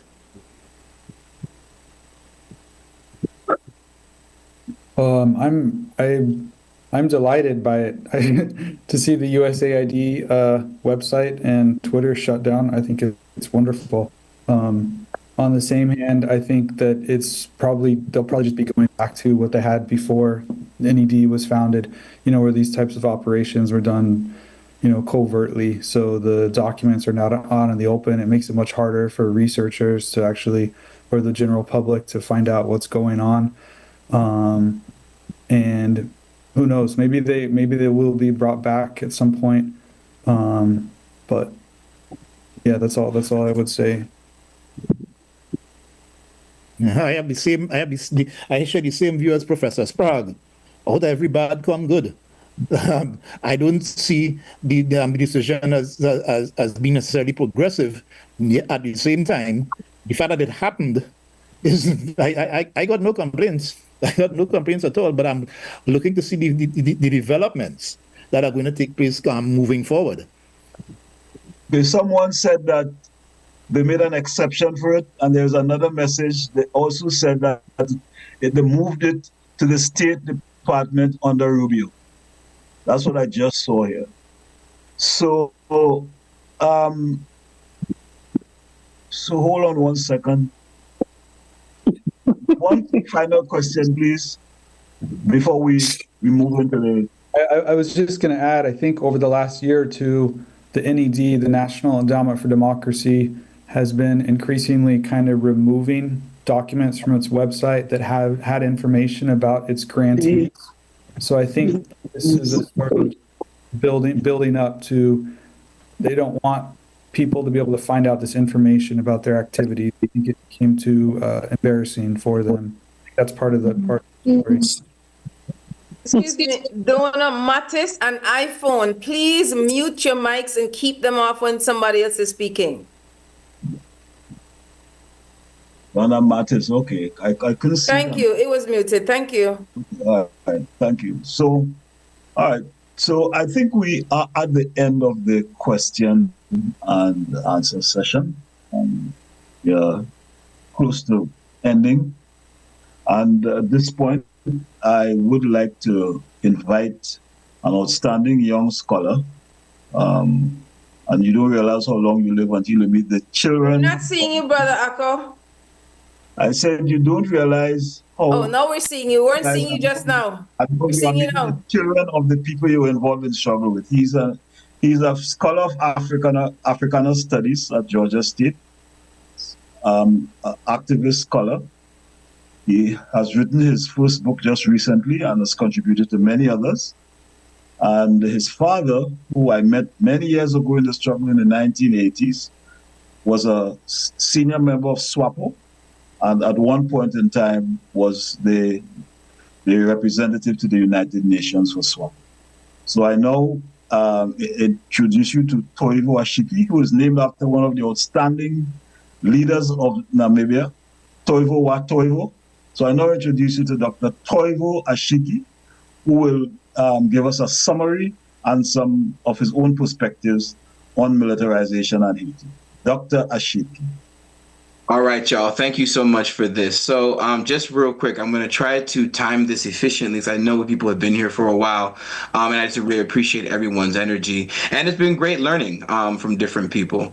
So what I'm going to suggest is I'm going to ask if I can be given capabilities to share.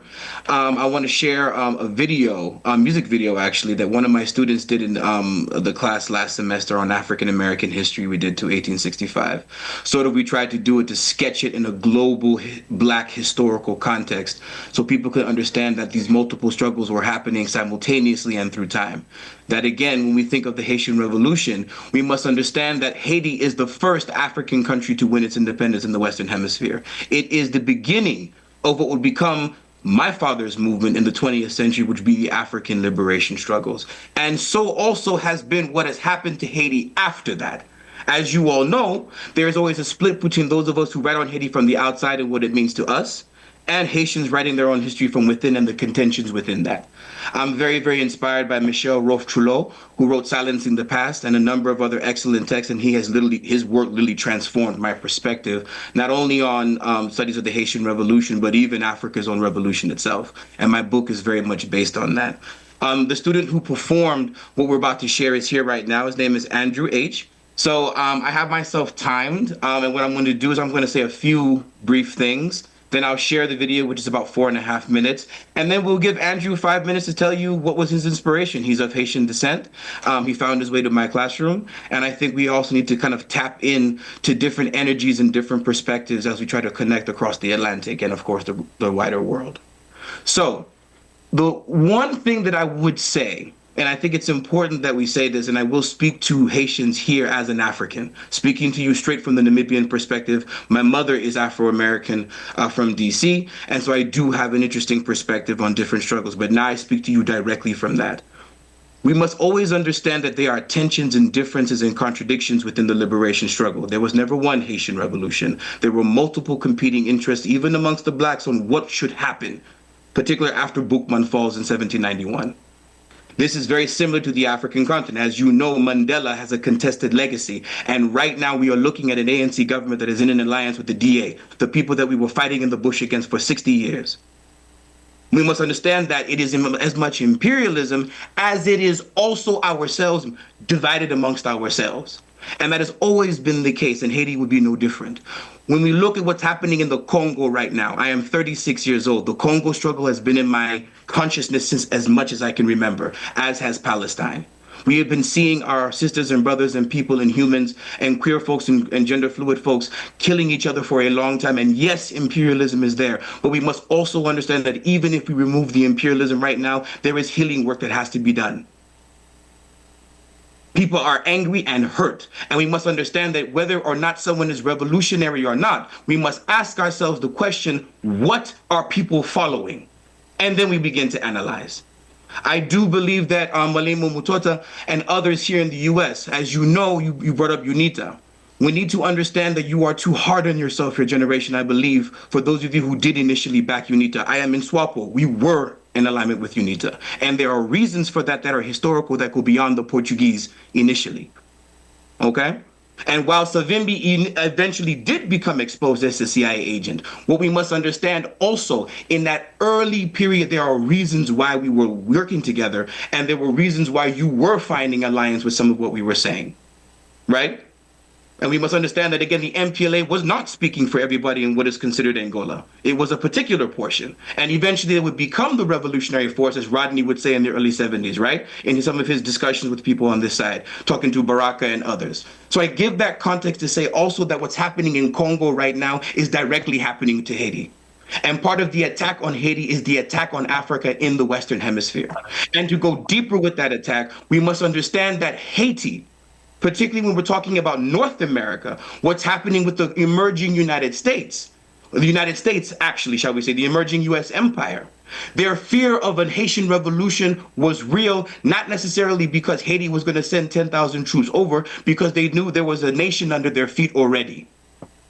Haiti was a threat in of itself because Haiti was a threat, but also because just look at the numbers. In South Carolina and Georgia and Florida, it is 7-1 and 8-1 and 9-1 black. They are not in power. It is not guaranteed the U.S. would become empire. It is not guaranteed things would turn out the way they were. John Brown, he is inspired by Tucson. When John Brown's executed, the Haitians fly their flag at half-mast because they knew that for him, it was Tucson in John Brown's mind and Harriet Tubman. He called her General Tubman. And Matthew Clavin's book does this really, really well. I have to meet this brother. This brother's really great. Anyway, So with that, this is what we were teaching. And so Andrew's song reflects that. So let me see if I can share this before I go on too long. Okay, share sound. And so Andrew is here. I will turn it over to him after his song. And please, maybe 5-10 minutes for him to say some things. And I'm sure if people have comments, you have shout outs, please give them in the chat.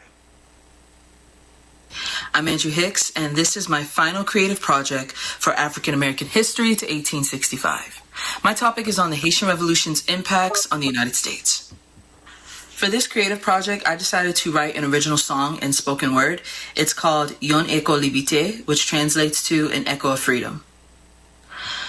Yon Echo Libité, Yon Echo Libité, Yon rel pou kwaze chen yo, Jésus, oh Jésus, oh. The echo travels for miles past the island shores to the sneaky swamps where maroons explode. Petit moyen, lift your head and tilt your ears, for the winds of change speak a decree of dessalines. Yon écho libité, yon écho libité, yon rel pou kwaze chen yo, Jésus, oh Jésus, oh. The largest gift to America, the city of New Orleans.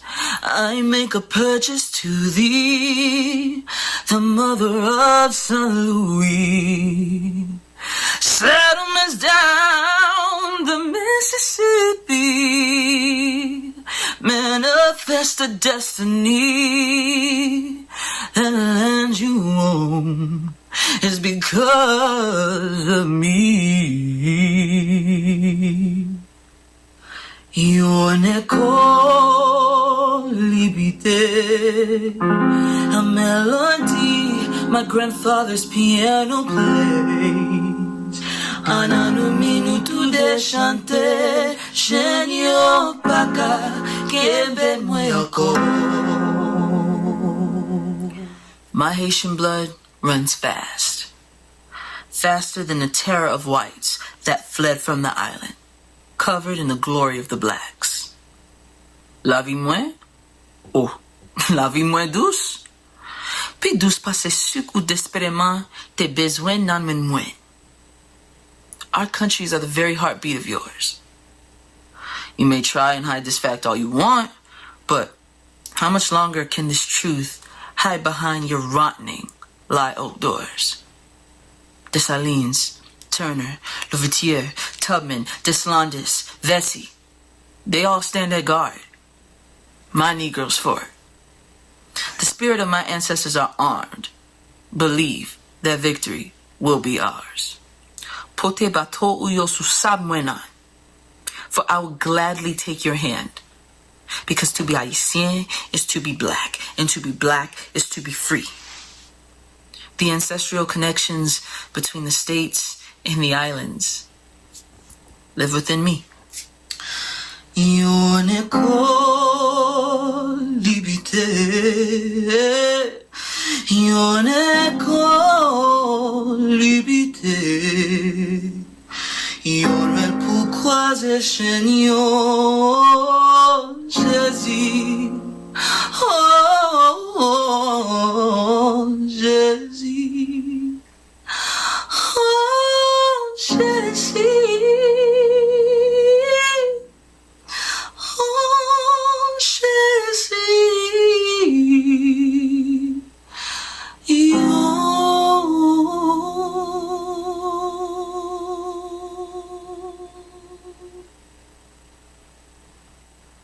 Thank you. All right. Now that's what an A looks like. That's what an A+ looks like. You hear me? And And I demanded that Andrew do that also in Creole. I'm very inspired by a Haitian rap artist. His name is Mahomi, and he pushes that he has to rap in Creole and English to keep the language alive. So part of what we also must understand about solidarity, right, is we also must always embrace our multilingualism, right? We are not a monolingual peoples. My father, who Malimu Mutota was speaking of, speaks 8 languages, right? And that actually is very easy across the continent and across our diaspora. So we must also embrace that even as many of you know who are multilingual, many things do not translate. And so a lot of the problem that we do find even amongst Black people is lost in translation.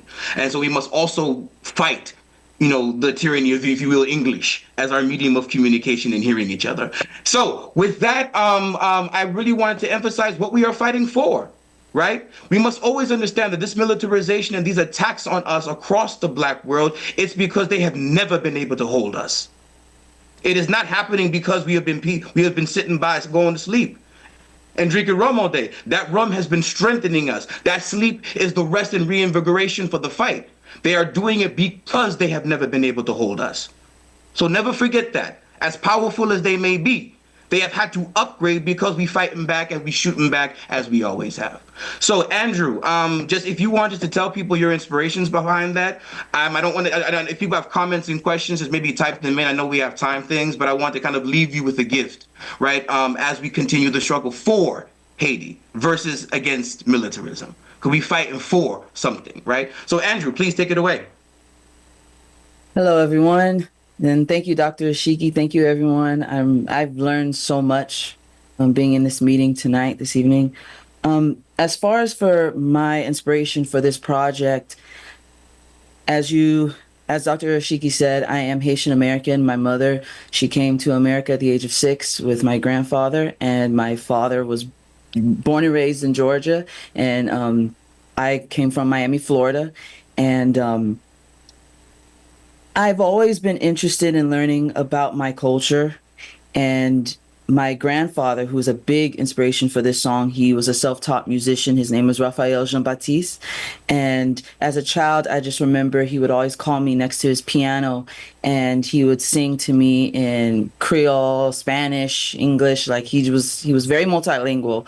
And that was like a very foundational basis of me as a musician, because I'm also a musician, and he was definitely a big reason why I sing. I love to sing and I love music. So when Dr. Ashiki said that the final project could be creative, I just decided, let me write a song. And I wanted to name the song Yon Ekolibite for an echo of freedom, because I wanted to highlight the connections between the enslaved Africans in North America to the enslaved Africans on the island of Haiti, at the time Saint Domingue, and just to honor them, because I can't even begin to imagine enslavement, but through the readings and through history, like it's no easy feat. And despite them being miles apart, there were so many parallels that they shared with each other. Their forms of rebellion, whether they were practicing marronage, getting ready for revolts, practicing their own religions and formulating oral traditions, like all of that were forms of rebellion that they independently made on their own, regardless, prior to and after the Haitian Revolution. So I just wanted to honor both, sections of enslaved Africans, because we were all connected under one goal, which was to obtain our freedom. It was all about freedom. It didn't matter exactly where you were enslaved. Everyone knew, like, this is not right. I want to be free. This is the goal for our people. So that was another foundational basis for my song. And I am learning so much about history and reteaching, relearning, undoing what I thought I knew, and doing the work to understand the true history, the history that is being erased and hidden from our people. That's the history that I'm looking for. And thankfully, with the help of Dr. Ashiki and my fellow classmates, I'm learning how to read history in a different perspective, a different way, and highlight and attack the material at a different angle, not to just take the words that are on the page, because as we know, the person that was mostly behind the writing were the colonists. So I want to get the real story. So with all that, the culmination of all of that is what birthed my song Yone Kolibite. And I'm very grateful that I was able to share it with you all. And yes. Absolutely. Thank you so much for sharing that with us, Andrew. Okay, Malimu, I turn it over to you. No, you have anything else you want to say, Brother Shiki? Listen, okay, just a real quick light correction, everyone. It's a sheke, but it's all good. It's all good. Listen, folks, really, always remember we're fighting for something. Always remember that the fights are also simultaneous, right? And I think part of what is amazing being a professor and just doing this kind of work is that when I'm able to engage with the students, particularly the Black students, right, and all students to be honest, but with the Black students in particular, right, students of African descent, right, what you find that they're doing is reconnecting to a history that they actually already know. It's called embodied memory, right? And so part of what you are knowing, you are feeling it, right? And that actually is very liberating in of itself. And we also must always understand, even when we study the liberation movements that we have to study, they were operating also within the limitations of their knowledge of their time. We actually do have things that we have learned that are different. Haiti has been studied in way more ways just the last 20, 25 years in English than it ever was. With Jean Place Miles and going back to the early 20th century and further back, right? So I just think also we must always give ourselves grace and understand that it is the generation of Andrew and others with those who are in this space who are carrying some of those memories of experiences have to do what Cabral and others did, is they have to begin to create theory that speaks to them. And it is in that creation that the liberation is found. Right, and that's what Cedric Robinson says in his final edited volume before he passed. Right, Cedric Robinson, those who knows who penned the Black Radical tradition. Right, him and his partner, I believe, co-edited that final volume. I'm going to paraphrase this, right? But essentially, what his argument is that the difference with the Marxist tradition and us has been that the Marxist tradition promises you a particular ending point. Right, a particular goal of freedom at the end, versus the Black Radical tradition understands that it actually is on the route to the struggle that you find freedom. And it is important to understand that if you remember with African Congolese traditions, we do not believe in heaven or hell. So salvation and an endpoint has never been the goal. We understand the spirits are resting right with us right now. And so it is actually very much a very Christian idea, an idea of salvation, which is funny coming from Marxists. And I'll leave us at that. Please have a great rest of your evening. I do have to jet, but it's been great being with y'all and building with y'all. And please, our luta continua, the struggle continues. Thank you, my good brother. And before this is one of the young, as I said, I met his father in the 1980s. I know I'm engaged in the sun. The struggle indeed continues. At this point, before we have Brother Ustadi do a word of thanks, I will ask the presenters to make closing comments, and we'll start with the last one first. Brother Corey Gilkes, 2 minutes, please. Your closing remarks, to be followed by Dr. Sprague and more Jean-Michel. So, Corey? I'm not even going to take 2 minutes. I'm just glad for the meeting of the exchange of ideas and the fact that there needs to be much more of this spreading of awareness. I'm hoping that we definitely going to need to continue these kinds of conversations in the coming months, because we'll definitely live in interesting times. So I'm just glad that we are utilizing the forum. I'm hoping that this leads to even more intense discussions and investigation. That's it. Thank you, my brother. Dr. Sprague, unmute your mic, please. And yes, I agree. I agree with everything that was just said, and I hope that we can do more of these in the future. I really appreciate ACO putting this together and everyone signing in from different time zones and all over. It was a wonderful discussion, and I think the Haitian people will again prove wrong all of the forces arrayed against them.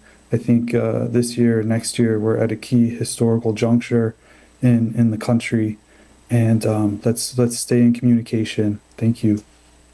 Thank you. Sister Maud Jean-Michel, your closing comments, please. I would like to say thank you, Nako, for everything. And thank you for the invite. Thank you for all the speakers. Thank you to all the participants. But I'm very happy that I see some young faces because the struggle continues. And as we get older, we need to have young people so we could pass on the baton. So the struggle could continue and continue and continue. So thank you so much. And hopefully we can have something like this in a very close future, not long future, a new one. So we could do it again because I really enjoy it. I learned a lot. And thank you for the young guy, the singer, especially naming Dessalines, because a lot of people, they tend to talk about Toussaint and forget about Dessalines. But what they don't know, Dessalines took over after the French deported Toussaint and killed him in France. So without Dessalines, there wouldn't be on 1804. So Dessalines, we cannot forget his name. Please do not forget Dessalines. Thank you so much. Thank you. Merci beaucoup. Merci beaucoup. Thank you. Brother Ustadi, please unmute your microphone. And so now, can you do a vote of thanks, please? Yeah, I just like to give a thanks to Professor Tovio and his student Eric. I like to tell them to keep teaching, keep singing, stay focused, and you're a winner. That's number one. And the whole thing about the question on whether or not USAID is in or out, I think and Chris Hedges, I think we better go back to MPLA and UNITA with them. I mean, they can always put up smoke screens. That's what the CIA does. I think it was John Agee said every time the CIA say something, they got 4 or 5 things to put it to the media. So that's what we got to understand. This ain't no joke. They're playing. We're shooting with marbles. They're shooting with 7.62 bullets. That's what the military used. Okay? So that was one thing. And don't forget, all allies are not your allies, and that's why the Romans had the Trojan horse. So let's look at things from a Trojan horse perspective. Okay? The things I would say, you're moving away from your microphone. Okay, please look, yeah. We can never thank those who contributed financially, supported our community events, and attended our many protests over the years. It was huge to the Haiti Action Committee and priceless to the Haitian people. Dr. King said that the United States is known for 3 things: extreme militarism, racism, and materialism. So if we know that, those 3 things, let's take materialism. They removed 500,000 in gold from Haiti in 1915. So that's materialism. Okay, so let's not forget that they invaded. Not only did they invade Haiti, but Grenada, Cuba, and I can keep going on, Puerto Rico, but I don't want to keep going on. That's material. That's militarism. Okay, so let's look at racism. Look who's in Kenya right now. Not in Kenya. Look who's in Haiti. They got countries like Jamaica. Okay. They got the Kenyans. They have Bangladesh in there. These countries are controlled by either United States or they're controlled by the U.S. You see what I'm saying?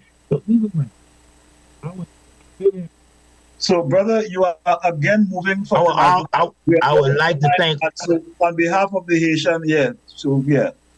Okay, on behalf of the Haitian people, and behalf of all of the people that came out and the presenters, we really appreciate you, and we appreciate Brother.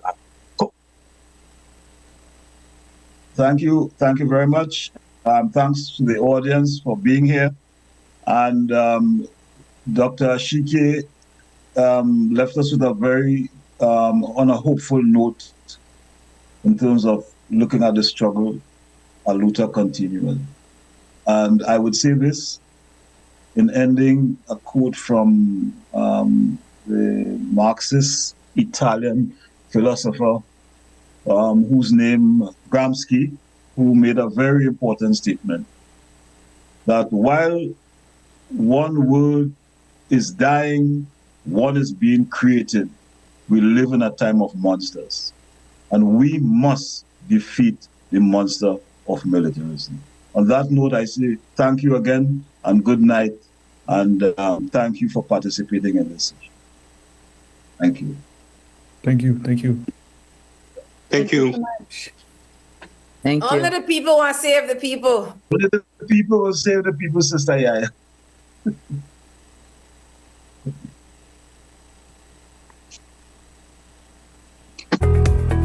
Thanks. Good night. Good night.